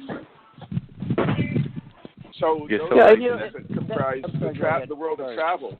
The world of travel is quite accessible to us right now if you want to go out to it, and look for it. I think they're all. Yeah, go ahead. Yeah, if I can jump in here with a different view on the travel thing coming from Australia. Obviously, for us to travel to you guys, it's not an easy feat for us. However, one of the things that came prominent for me in the last couple of years were both my parents. I lost my mum last year. My father died when he was 54. 22 years ago, and never got to travel to where he wanted to in life. And then just last year, 2 days before my mother died, she grabbed my hand and told me that the only thing she ever wanted to do with her life was to see the Grand Canyon. And she never got there because she didn't believe that she could. So here's two people that are very close to me that passed before they got to do what they truly wanted to do in life because of the lack of self-belief and that lack of self-worth and confidence, because they really didn't think that they could make it happen. And so I think this has really been a big kick for me. Being nearly 48, I've done some traveling, not like you, not nearly enough. So I was actually supposed to be in New York in May and London and Paris, but of course, with what's happening, I've got sort of like stopped doing that. But I think it's important that people, realize that the only thing that's holding them back from doing anything in their lives, traveling or anything else, is that their own minds and their own mindsets. Life's too short. Oh, seriously. absolutely. It really is. Absolutely. I agree 150%. Absolutely. Along those same lines, along the same lines, I was just wondering, we oftentimes hear here in America about the good parts and maybe some of the bad parts as well of our education system. Brevan even touched on some of that. But do you think that as a global community, we're doing enough in education? I mean, part of what you're doing, Pradney, is trying to get people broken away from some boundaries in India. And we know that India, for having all of the many people, and definitely is known for having a certain upper class, but it's also a stark society in the sense that I don't even know what the percentages are, but I know that there's a large underclass as well in India, while there is a stark upper class in terms of like the percentages. I don't know whether y'all have the same kind of things that were going on in Occupy in terms of the percentages, but I do know that there is a stark underclass in India. So, and that's part of what Magic Bus is trying to do, is get people out of those situations so they can get more employment and get a step up versus just kind of like being in the bottom, which people know from, there was a popular movie a few years back that touched on, a little bit on India's history with that. So I'm trying to think of the title of that movie. It's a very popular, Slumdog Millionaire. Slumdog Millionaire. Yeah. Yes. Slumdog Millionaire, yeah. Yeah, that was an interesting movie. You know, I think it's interesting because it did not depict India as it stands today. It was made by British people who had a very Disney-fied worldview of India, wasn't it? Wouldn't you say? Thank you for saying what I hesitated to say. Absolutely. Oh no, because I was that same year working with an Indian filmmaker, and I know many people who were embarrassed. I knew many Indian filmmakers, and many people in the Trinity were embarrassed by Slumdog Millionaire. So let's be clear about that. Yeah, go ahead. Yeah, I want to say, Elizabeth, we thought it was stone racist, appallingly racist, with a colonialist, white imperialist view, and I don't think it should. I think it should not even have been distributed. It's disgusting. It was sort of an Indian birth of the nation. Yeah. I never after hearing from it. Yeah, I was working in a film by Nandita Das called Firak, which is about the Muslim and Hindu race wars in India and the pain of seeing people slitting each other's throats in the same street where they lived all their lives. Cousins who thought they were cousins but were actually of different religions and were killing each other. So when she saw the film and told me that it was something that she was really embarrassed by, I never went to see it. So I can't speak about it except to say that I know that every single person I know in India is embarrassed by it. Yeah. Well, the other, I mean, it's not me, but I checked, is when it won the, was it an Academy Award that it won? Yeah. You know, it became this sort of, I don't know how to say it exactly, but, you know, it became acceptable to walk up to any random Indian person and congratulate them on the success of the film. Yeah. And, you know, all you can do at that point is sort of blink and smile and say, yep, that was an interesting movie. Very diplomatic. But Pradney, you probably had to go through that a little bit, even in more current times, because I have friends of all kinds of diversities and all kinds of groups, whether it's orientations, genders, and ethnicities and everything. And I do know that when certain people called it the Asian flu or the China flu or whatever else, there was, I mean, yes, there was a lot of the Indian community has come, like that gentleman, to the aid of the Black Lives Matter and everything. But there was a lot of society, and I will even say some of my own society as well, that tried to make stereotypes about the Asian community based on the fact that they thought that that's where everything came from and wanted to make these kind of stark stereotypes. So I think that those stereotypes exist throughout society, and that is one that we have to work on fighting, is fighting the stereotypes even within our own society and even among other fellow minority groups. Yeah, Mark, I want to go back to your question about education, because I think one of the reasons that the demonstrations are the way they are is because of the changes in education in the last 20, 30, 40 years. That we have black studies, we have feminist studies, we have queer studies, we have Asian studies, we have Jewish studies. And so people learned, the generation that is out on the streets have taken courses that are not necessarily about themselves, and they've learned black history. So an understanding of black history is necessary to really, I mean, you could be appalled by George Floyd and the other murders and know nothing of black history. But if you know at least something of black history, regardless of what your race or ethnicity is, you understand that this is not isolated, that this is a 401-year-old pattern.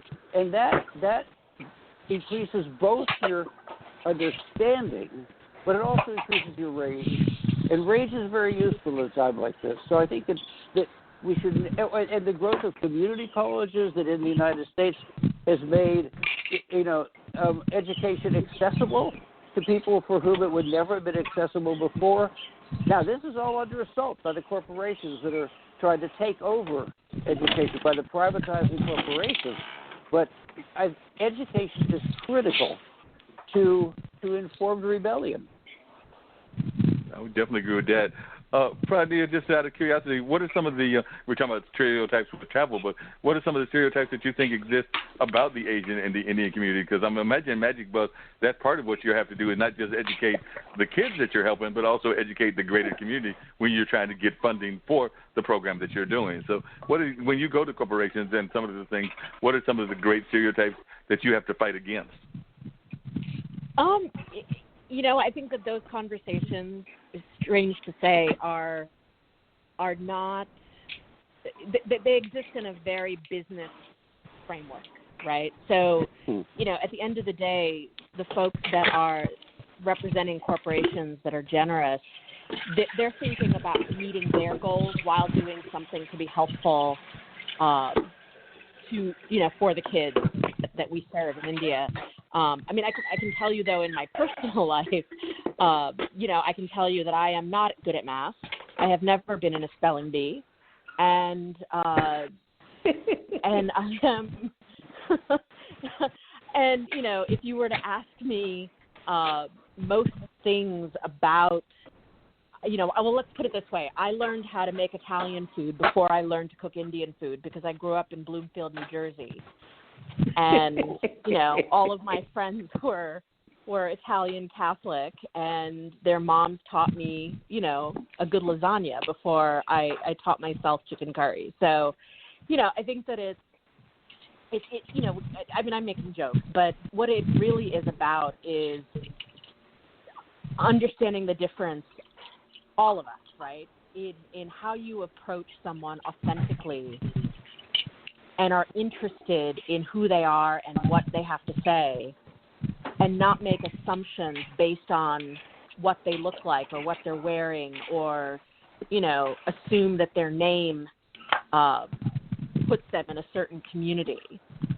And I think that's where we all, to a certain degree, fall down, right? I mean, a person who walks up to me the morning after there's a Bollywood, performance on So You Think You Can Dance, they're not trying to express a microaggression, but that's what they're doing by assuming that somehow, one, I saw So You Think You Can Dance, and that the only way they have to relate to me is through mainstream representations of how they understand Indian culture to be.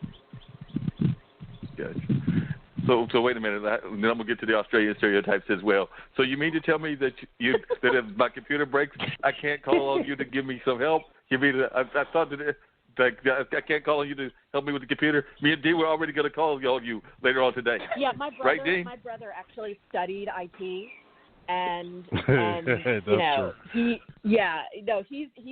very serious about this. He actually owns a T-shirt that says, "No, I cannot fix your computer." I like that. I like that a lot. That's a good point. So what are some of the stereotypes that you think that exist about Australia? And I agree with Pradnia. You have this positive attitude, and that's a wonderful thing to have in this day and time that we're in and everything. But there are stereotypes about Australia as well. So what are some of the stereotypes that you feel folks have about Australia when they find out that you are Australian, to my Australian author?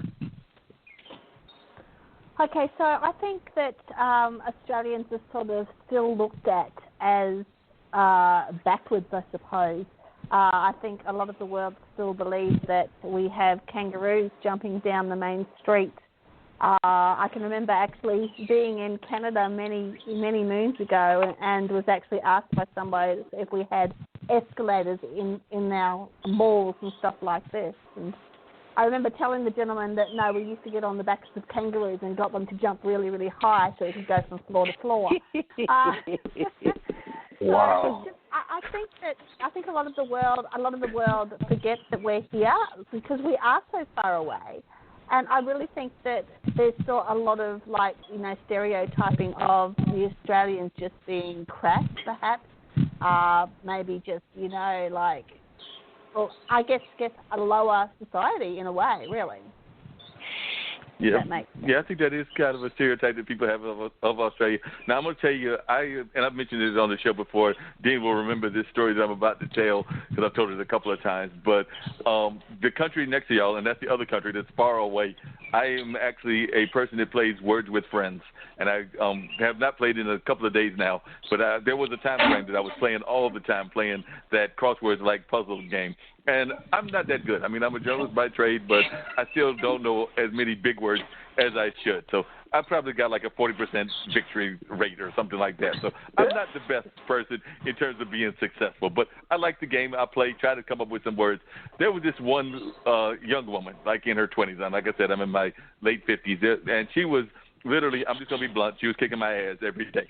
And I could not figure out why she was kicking my ass because she was all of about, I think 22 or 23 or 24, and I'm sitting there like, why, side knows my family. I'm like, I think my parents trained me pretty well. I think that they could let me go to Marquette, a good university. I think that I should be able to handle a 23-year-old. And, I'm also, as you can tell from this show, one that loves to talk to people and get to know about them. So I got to talking to her. It turns out that she was the crosswords editor for one of the papers in New Zealand. So I just feel as bad getting kicked in the ass by a 22-year-old who happens to be the crosswords editor for a paper in New Zealand. In other words, she's supposed to know big words. Right. That's absolutely, that's a great yeah. Story. Yeah.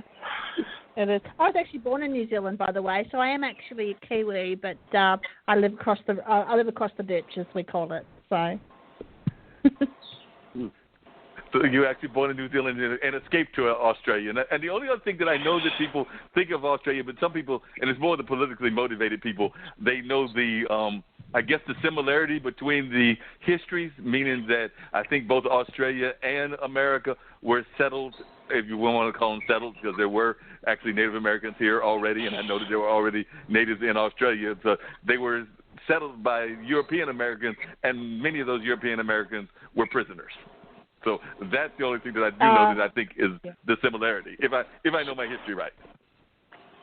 Yes, that's right. The same situation, and yes, the Aborigines were here when the Europeans settled here, and yes, we've had a lot of issues over here with our Aboriginal people as well, as far as ill treatment and stuff like that. Probably not to the point that you have over there in America.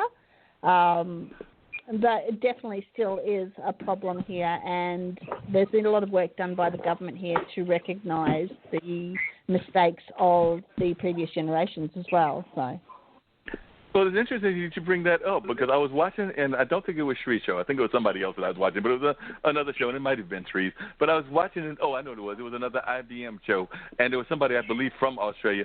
And I did not realize that there has been equally as many, if not maybe a little bit more, killings of ethnic people by the Australian police as there have been by the police here in America. But somebody brought up some figures that were starkly similar. Like I think there was like 300 and something here and maybe 400 and something there in Australia. But see, I wasn't aware of that until I was watching this other program, and they were like, nope, not just happening in America.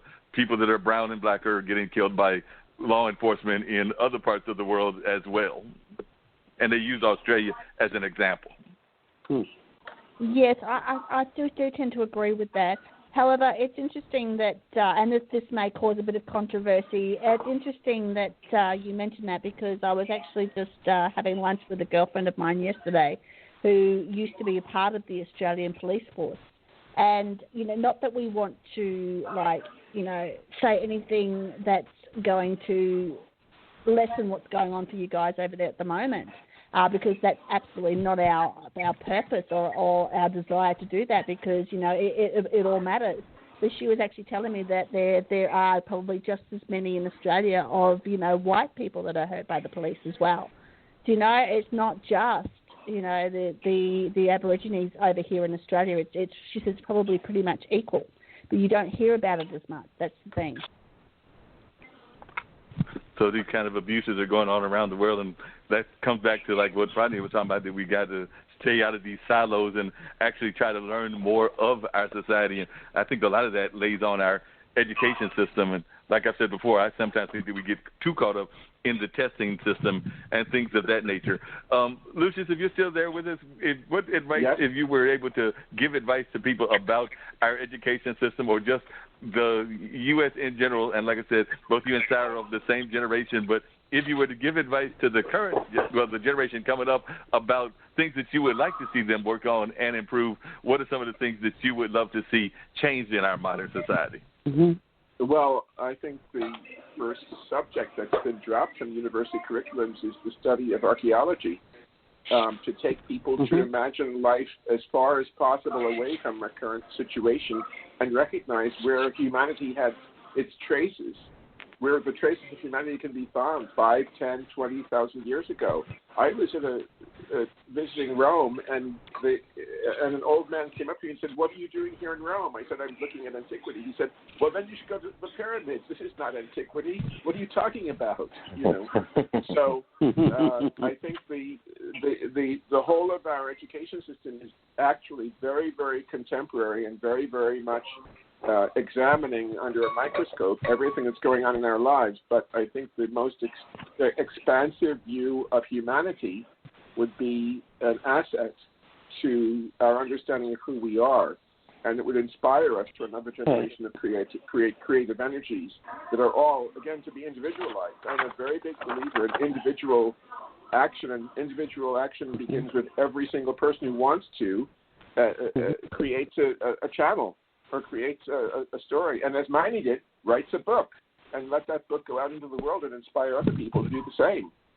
Not just that the book is useful, not just the book that changes lives and has tremendous social value, but that people recognize that and feel that they can do the same or they can do something else. Because, again, when we're dealing with fear, the biggest counter to fear is to instill confidence in your own personal powers of creation, finding a way forward. Mm-hmm. Yep, I would definitely agree with that. And I also sometimes wonder if we haven't let, and I was curious to all of y'all's thoughts, including you, Brevan, if we haven't sometimes let some of the other basic courses, not just the music, which you talked about, and I agree we need to go back to archaeology and some of the basic things, even of civics and things of that nature, because I know I've got a good friend that's really about us trying to learn more about civics. But I would even argue some of the basic courses. Like when I was coming up, I remember that you could have courses in, and it wasn't just women taking it, in home economics and in auto mechanics, and it wasn't just the guys taking that. But I sometimes think some of these trade-like courses that used to be out there are not out there as much, and that they need to be out there. And just in terms of basic living, I wonder sometimes how many people that are coming up actually know how to balance a checkbook, because I know I try to balance mine and don't always do the greatest job, but I know probably some of our younger folks don't even know how to balance the checkbook, and I would even argue some in their 40s and 50s aren't the best at balancing their checkbook. So I just wonder, what do you think? Continue this line of archaeology. It begins with getting outside of our contemporary concerns. I have discovered, especially since 9/11, I discovered by practical experience that not many young people who came to New York to make their fortunes stayed in touch with their families, and many of them did not know much about their grandparents. And I have for the last 20-some years been asking people, do you know your grandparents? How close were you? Do you know about them? Did you hear their stories? Do you know their stories? Begin with the grandparents, because that is a generation that will anchor our own sense of security.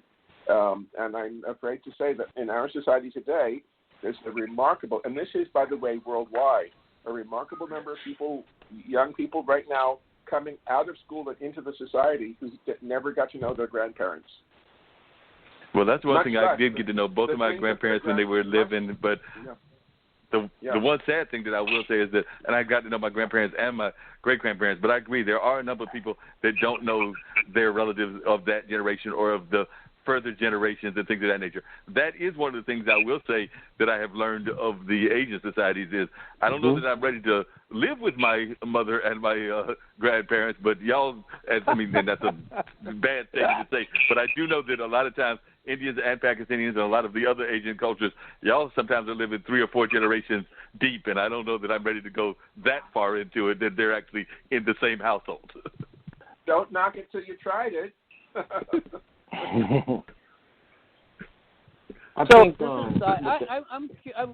I'm interested in hearing, we have in some ways a world in flames, literally, in Australia and California, but how each of you see what you do today as taking advantage of what's actually a historic moment. There are demonstrations about George Floyd's killing all over the world, and many of them understand that it's not just George Floyd, but dozens, hundreds, thousands. It's like the Irish song, "Many Thousand Gone." So I'm just curious, to help me think about it. How do you see your role in this particular topic? Of course, our Australian friend figured it out, but what are the rest of you doing?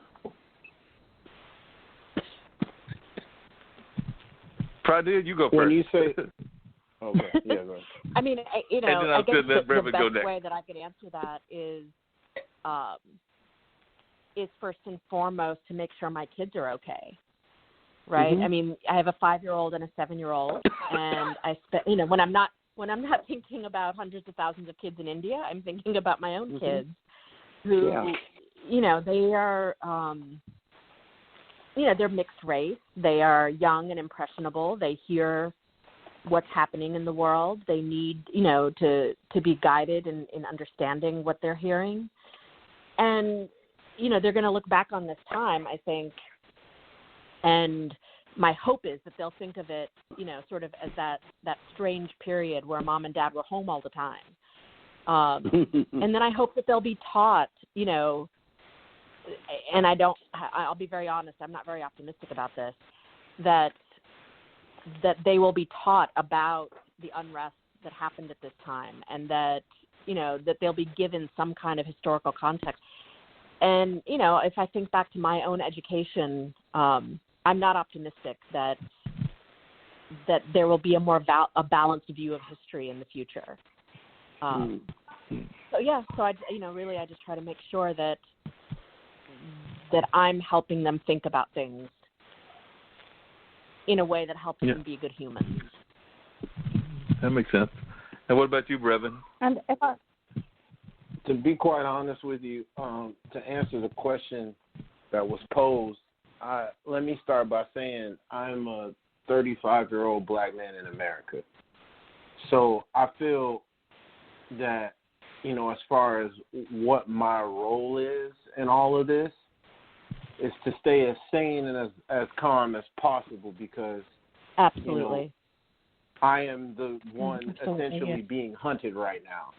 So the thing is I say that to say this. I say that depending on who you are, where you're from, what ethnic group you identify with, all of those things are different factors as to what your role should actually be, in my opinion. Because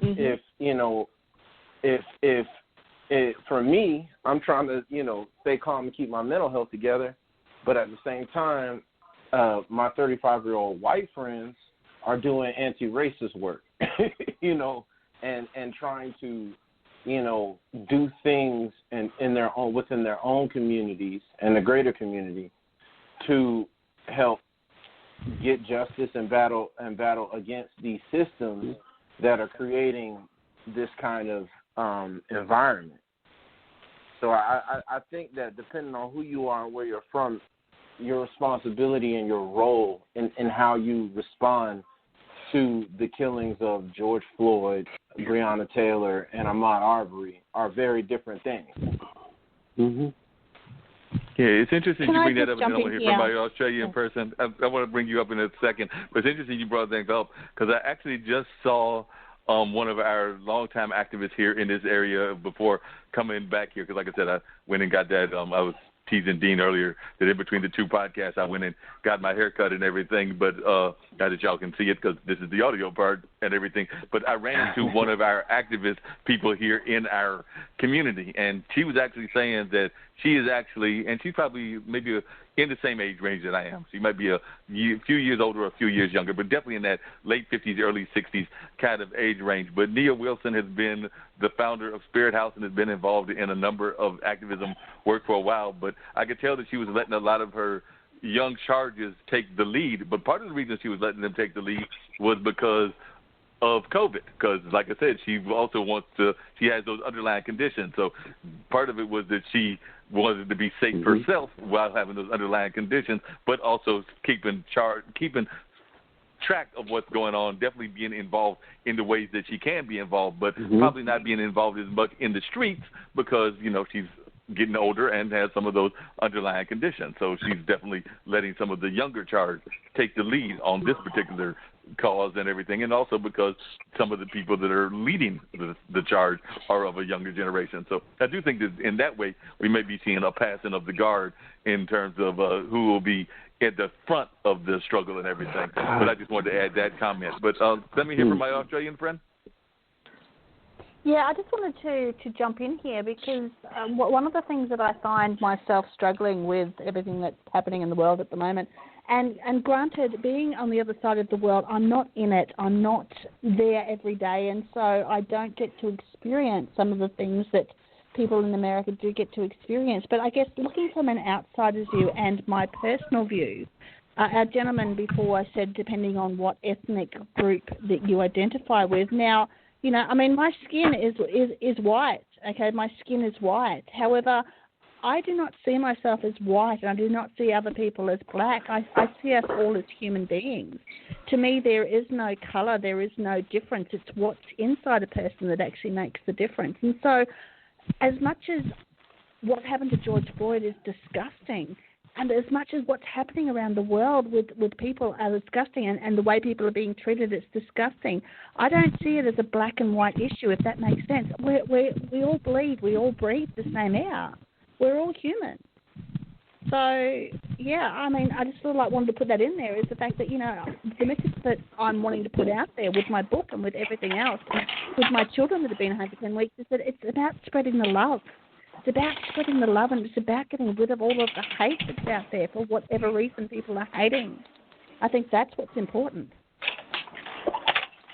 I would agree with you on some of that, what you're saying, but just out of curiosity, how is it, and to put it into other perspectives, but I do know that even in Australia there is sometimes that racial divide, because I do know that there's the divide between, say, those that are native Australian and the Aborigines, who you mentioned earlier, just like I know that there's the caste system that still exists within India. I think that India probably, and Pakistan and some of the others, have probably made some progress, but those issues still are out there, and I don't know that.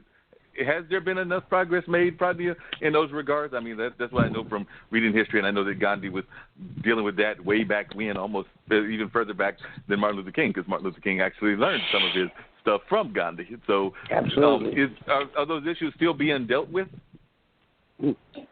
Yes, absolutely. The thing I would say, though, is I can only speak for myself when I say that as a South Asian person in this country, and you've heard Sri say this as well, Mark, we would not be here. We could not be here if not for the pain and suffering of people of color that came before us, okay? And so, I have to check my privilege every single day.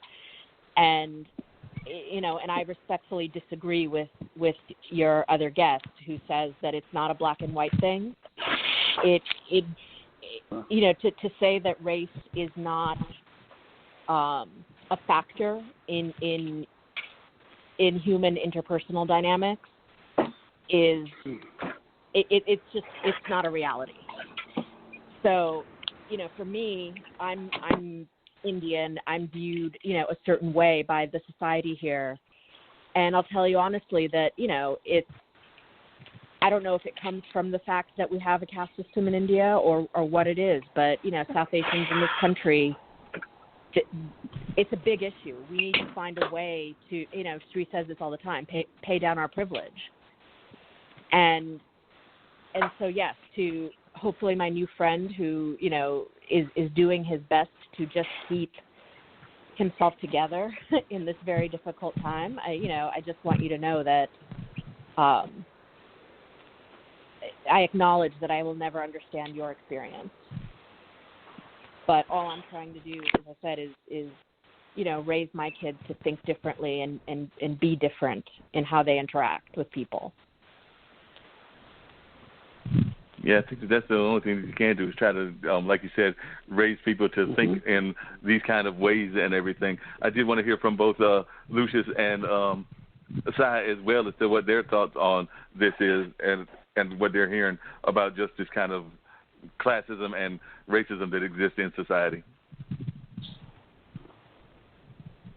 Lucius, you want to go? Sai? Well, okay, you can back clean up. I come out of the Southern Civil Rights Movement. It never occurred to me that black people, African people, African American people in this country were anything other than an endangered species. When I was in Forest City, Arkansas, if a black person was walking down the street and a white person was coming the other way, the black person stepped off the street into the gutter, because if they didn't, they risked their life. And it to be, obviously, I do not experience that, but I can empathize it, and I can make sure that it is at the center of my understanding of what the situation is to be black in America.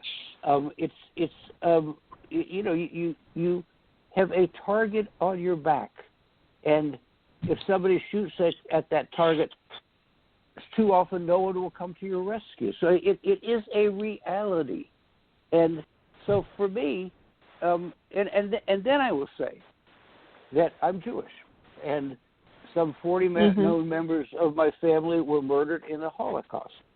To be Jewish in America is radically safer than to be black, but it is not safe. And we've seen in the last 8 or 10 years synagogues burned, congregations murdered, and I fight for a decent life for black people, not because I'm a bleeding heart liberal, because I'm on the list, even if much farther down.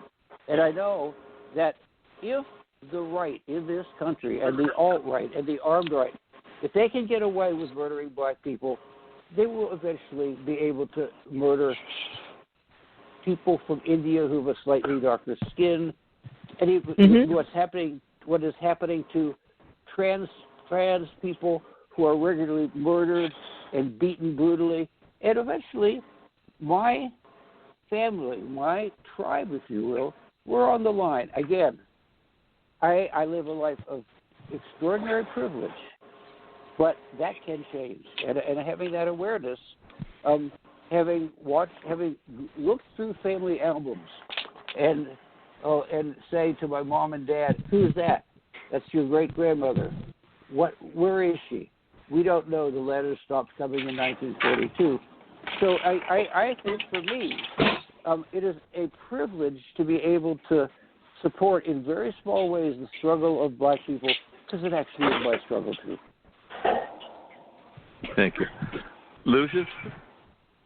Well, as I mentioned when I was on the line with Sri a few weeks ago, I was very influenced by Dorothy Sola, the German theologian who wrote a book on suffering. And the first chapter of her book opens with the story of aid workers. When aid workers arrive in a town that's been bombed out by civil war or any type of injustice or tribal wars, they know that their first task is to go into town and listen to people. Find someone who's sitting at the side of the road, sit at the side of the road with someone whose house has been blown away, someone who saw her family, her husband and children blown away, the whole house is in cinders, someone who's sitting there despondent, if they sit there, they could easily let go and die right there. But the aim of the first task of an aid worker in those situations of extreme warfare is to sit down beside that person. It doesn't matter if you know their language or if you know anything about them. Let them know that another human being is sitting there beside them and wait. And you might wait a long time, but as soon as you hear that person beginning to talk, you know that they have been saved. That's the first lesson that every aid worker learns when they're on the field in war zones. Similarly, I want to hear from everyone who has an idea about what we want. Where are we going? What is it that we want to create? Because after the Minneapolis abomination, everyone is in agreement that things should change, things must change. What is it we want to do? Specifically, not just overturn white supremacy. What are the steps to overturning white supremacy? What are the steps to creating a new society? What are the steps to dismantling the police force and creating something more community-oriented? What are the steps that we're going to take in concrete terms? And we should all be looking inward to find those things and never think that your voice is too small, wherever you are, to express those things. Because, again, we have all sorts of ways to communicate on what it is we want to imagine.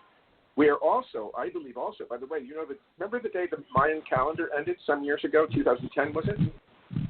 The Mayan calendar, like the world was going to come to an end. The same day on the planetary calendar was the beginning of the age of Aquarius. We're going through some very cosmic changes, and whether or not you subscribe to this, it doesn't depend on your belief system, but we can see that we're going through some cosmic changes about what is the role of government, and what is the role of religion, and what is the organization, the very organization of our society is up for grabs. So if we have any voices out there who want to express themselves, if there are any voices who've gone through years of suffering and lost everything who want to speak up, now is the time. So I am very optimistic about what can happen if people speak up.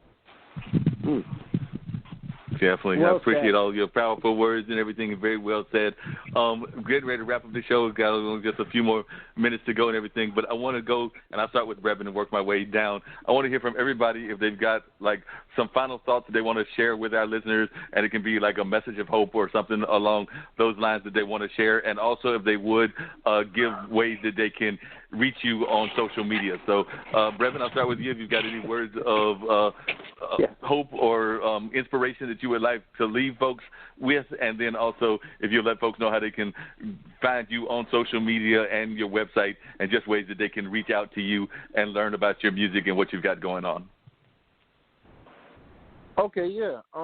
As far as words of hope and inspiration, and this has kind of been like a underlying conversation this entire call.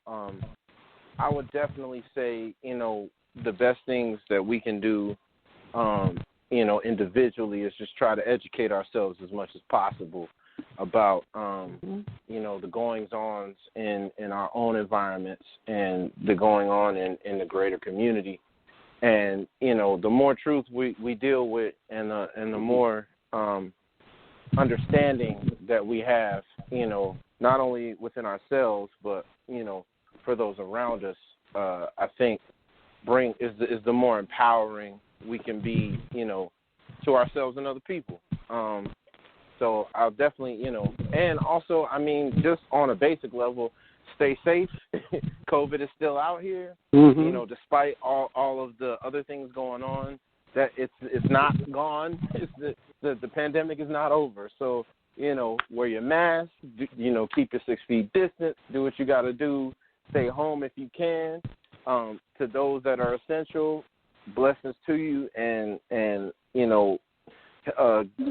good spirits, good health. As far as how to reach me, my website is the most direct way, brevanhamden.com. It's just my name, and I'm also on Facebook, Instagram, Snapchat. I have a YouTube channel, but you can navigate all of those from my website.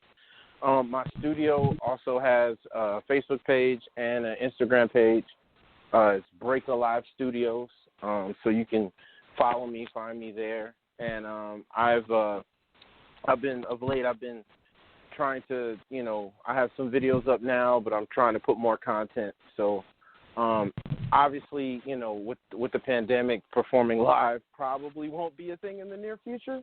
I'm sure it'll come back at some point, but between now and the end of the year, I feel like that's a little flimsy. So, but I've definitely been doing a lot of recording. Some with a band called Butcher Brown, who's based in Richmond. A bunch of friends of mine, Corey Fonville, great drummer, plays with Christian Scott and has done work with Nicholas Payton and a bunch of different artists. And but them, Orchestra Gardel, the Shakedown, we've all got videos and stuff. But all of these things you can find via my website. I have a lot of videos up there. So brevanhampton.com. And also you can email me there, message me there. If anybody desires to take drum or percussion or beginner piano lessons, I also do that. So, sounds good. Lucius, actually, I should have started with you first, but I'll go with you and then I'll come down to the side. So, Lucius, tell folks how they can reach you if they're interested in reaching you, and Sure. if you've got any words of encouragement or last words of inspiration, that would be appreciated too. Yeah, the best thing is to send me an email. My full name, first and last, all together. LuciusBarre. That's luciusbarre@gmail.com is the best way to reach me. I encourage everyone to express themselves to themselves, to their neighbors, to people around them, and try sifting out ideas until we come up with some solutions that we can take step by step and communicate to others. Wider and wider circles, beginning with your whole household, are the way to go. And I'm confident that if we put that into the works, in our digital age, there's nothing stopping us from doing exactly what we please. I appreciate that. Sai, it's your turn. So if you got any words of inspiration, my old friend, and definitely an old-time family friend and everything. So if you got any words of inspiration or thoughts along those lines. And I'm still going to try to get that show with you and me and my parents on and everything so we can talk about the old days of VSP. So I'm still working on that. Dad seems like he wants to cooperate. Actually, the opposite order. Dad's being a little bit hesitant. Mom seems like she wants to cooperate, but we'll see what happens with that. But I am still working on that and seeing if I can't talk them into it. But if you got any words of encouragement and how folks can learn about all the great things that you do. I'm watching the clock. I want to make sure we leave time for our great sisters. Do everything you can to get everybody to vote. This is where the PowerPoint is. And if people don't vote, it's democracy in this country is lost. Best way to reach me, Mark, if you don't mind, just send everybody my email address. And I'm all over social media, but I'm 76 years old. Somebody else does it for me. I don't know what it is, but it's there. I appreciate you, Si. Proud of you. You've become one of my new friends through Shri, so I definitely am glad that I finally got you on the show and everything. But if you want to leave folks the website for Magic Bus as well as just how folks can reach you in general, I know they can find you along with me on Shri's show. As a matter of fact, he's probably got one going on right now, so we might even jump on that later on. I haven't looked to see whether we've got the notice for the one today or not. Proud of you? Hello? Did I lose folks? Hello? Still listed up there, so okay. Okay, Friday. Yeah, I was saying if you would let folks know how they can reach you, things of that nature, and just wanted to say that I definitely appreciate you being one of my new friends through my buddy Shri, and definitely wanted to, if you had a word of inspiration as well as any thoughts that you wanted to share and ways that folks can reach you and Magic Bus. Thank you. I appreciate that. And Magic Bus is simple enough, www.magicbususa.org. And if anyone would like to connect with me personally, I'm on most social media channels. I'm the only Pradnya Haldipur, as far as I know, on the internet. So, really you can find me that way, or I'm at P. Haldipur on Twitter. I appreciate it. Any final thoughts you have in terms of inspiration or a positive message that you want to leave people with as we wrap up this show? That would be appreciated as well. I don't know about inspirational, but I'll tell you a joke or I'll tell you a funny story, which is my kids were sitting in the back seat one day, and all of a sudden my sweet, gentle 5-year-old decides to say that, he's going to hit the president over the head with a shovel and throw him in the ocean. And my 7-year-old daughter, his older sister, says, Xavier, you can't do that. That's polluting. Good point. So if we knock him and put him into water, that would be pollution. That's a good point. Your kids may have a very valid point there. So I have to agree with them. So yeah. We all know that there are things we want to do. Hope for the future. Thank you. That's definitely some strong hope for the future from your two kids, and I appreciate you being on the show once again. So my buddy from Australia, you got any last thoughts? And also, I need to have folks know how they can find out about this amazing book and how they can find you on social media as well. Absolutely. Now, one of the things I'd just like to finish up with is just to remind everybody on this call and in the audience that, everyone is doing the absolute best they can with what they know and where they're at in their lives, and everybody's on their own journey. So just try your best just to find the beauty and find the love in life, because that at the end of the day is what's so important. You may not agree with what somebody says, you may not agree with something that's going on, but try to look past that and try and see the love and try and see the beauty that's actually behind every situation in life. And look for the confidence and certainty that you need to be able to take the action you need to take to get out there and do and have the life that you truly want to live. That would be my parting words. As far as my book goes, look, if you've lost your job, you've lost your income, and you're looking for a way forward, then go and grab my book. It's at lockdowntookmyincome.com. That's lockdowntookmyincome.com. And, it is changing lives. So, look, I hope I've been valuable, and thank you for having me. You've definitely been valuable. I think that I've enjoyed all the conversation with all of the amazing guests that we had. Dan, it looks like we had another amazing show. So what are your thoughts? And I'm going to pull up what we've got coming up next week as well. But, we had some real heavy hitters there. Everybody from the young lady from Australia to our Magic Bus executive director with Magic Bus USA, on to two folks that are, a further generation than even I am, that give us some wisdom from the ages in terms of Lucius Barber and Cy Khan, and, of course, the amazing music and the musical skills of Brevan Hamden. So we got to hear from some amazing folks, I think, but I want to know what you thought, since you're my producer here and my partner in crime. So I led the interview as I usually do, but I got to hear back my report from you, since you are my partner in crime. Well, you know what? Overall, it was a good show, and we thank everybody that took the time out of their schedules to join us today. We greatly appreciate you, especially calling from other countries and everything else. Outstanding show. Like I said, we definitely appreciate you. Straight Talk with Dean and Mark, y'all, Monday night, 7 p.m. to 9 p.m. Eastern Standard Time. Don't forget our replay on the Skyhawk Radio Network tomorrow afternoon at 2 p.m. Eastern Standard Time. And if you missed those, then we have our replays on Radio Public, iHeartRadio, Google Podcasts, Spotify, Spreaker, TuneIn, Stitcher, Podbean, Apple Podcasts, Podcast Addict, Castbox, and also right here at blogtalkradio.com. Now make sure during the rest of the week, get with the Level Podcast Network.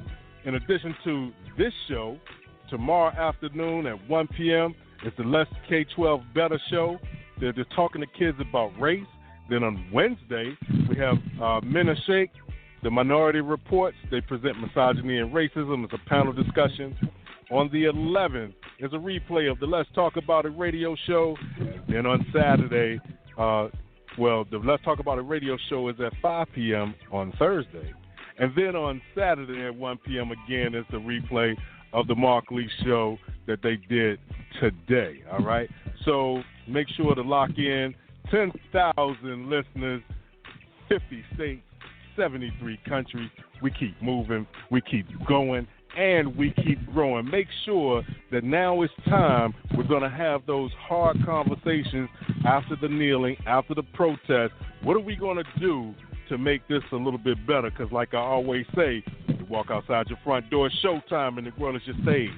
Just make sure that people are not watching the rehearsal. With that being said, it's the six-man Dean Geronimo. Have an outstanding week. And we'll see y'all in 7 days. And speaking of 7 days from now, we got another amazing conversation. We're going to have a gentleman that has worked on a film about the Harlem Renaissance and some of its history, both in the LGBT community as well as in our community. So he's going to be talking about that. But we've also got attorney Robert Patella, and he is down there in Atlanta, and he is a lifelong civil and human rights activist doing some amazing work. He's actually been involved in a lot of the things happening down there with the protests that are going on in Atlanta. I reached out to him after hearing him speak, and he's also a talk show host on CBS and some other places. He's definitely a well-known figure, so we've got him coming, and then we've got Robin Parrott coming back, but this time she's bringing a friend of hers, that being Mecca Nelson, who is a sister who has created her own martial artist and yoga instruction method called the Yoma method. All right. So we're going to be learning about the Yoma method as well as what Robert Patella's got to say about what's going on with the civil rights struggle, and of course what Robert Williams has got to say about civil rights in various communities. So it looks like it's going to be another powerful conversation again next Monday. And I believe that you did not mention, but I think we've got a replay also of the interview sometime this week that was going on with those Beaver Pageant environmental folks, and that's not replayed yet, I don't think. If I'm wrong, correct me, but I think when I looked at the schedule, that is also coming up in the near future, and they can learn about that. We'll put that on for Friday. All right, cool. So that'll be all for Friday. We'll put that and on they for can Friday. still vote. Yes. They can still vote because the voting is still going on, even though by now the pageant would have happened. They would have picked a pageant winner, but, you know, it's a virtual world, not a viral world, but a virtual world. So they did a virtual contest, which meant that it got extended. So they actually will pick the winner not this weekend, but I believe the following weekend. So you can still go there. You can still bribe the judges. That's right, Dean. They have a bribe the judge contest part and element to this crazy pageant that they got. So you can go online, you can bribe the judges, you can vote for the candidates, you know, put some money in their pocket. Whoever wins. But part of the system of this crazy pageant that they've been doing for a number of years is, yes, you can put some money in the judge's pocket to see if you can influence them. But it's all for a good cause. It's all for an environmental group that's based right here in North Carolina. They've been doing this crazy pageant for a number of years. I think that if you listen to the show, you'll get some tickles, but you'll also see that it is for a serious cause. So I hope that you'll check that out. Check out the funniness that they've got going on. But, hey, I've already put in some money. I bribed the judge, and I voted for 2 of the contestants. See. I might go and do a little bit more. You know, my money is a little tight. You know, like I said, you know, these are hard times, so the money's a little tight. But I dug up a little quarters, and I did pitch it toward a couple of the candidates, and I did bribe a judge. So, Dean, you can bribe that judge, too. Isn't that something? You know what? I'm going to stay out of that one. I'll just watch and see what happens, you know, but getting into the bribery thing, I'm going to step back out of that. Understood. Clearly understand. Once again, it's been wonderful. Y'all take it easy, and we'll see you next week. And, of course, we might even see you doing some special interviews during the course of this week and the course of next week. I'm already lining up some things. As a matter of fact, I know that later on, Dean, I'm going to be talking to Simon Lynn, and he is an artist out of London. So, you know, we're trying to find guests all over the world. So we're going to do one of those special interviews. I believe that one is scheduled for Thursday. And then I've got another one that I'm lining up possibly for Wednesday. So there will be some special editions that will be airing as well during the course of the week. As they come online, I will get them to you, Dean, and you will put them on our network. So I do know we've got Simon Lynn, and I know there's another one scheduled too. I just don't have StreamYard up right now, so I can't tell you exactly what it is, but there is definitely another one in the pipeline coming your way. Indeed. So we're going to keep it moving. Keep it locked here, y'all. The Level Podcast Network. I've just found it out. The other one is a career coach all the way from Australia. So we're going to have somebody talking about career coaching all the way from Australia, as well as the musician on the 10th. So, you know, those career coaches are all over Australia, apparently, because that's kind of what the one we had today was. But this is another career coach, so we're going to be talking career coaching as well as this kind of conversation. So it ought to be some amazing conversations happening. Indeed. See y'all next week. Peace.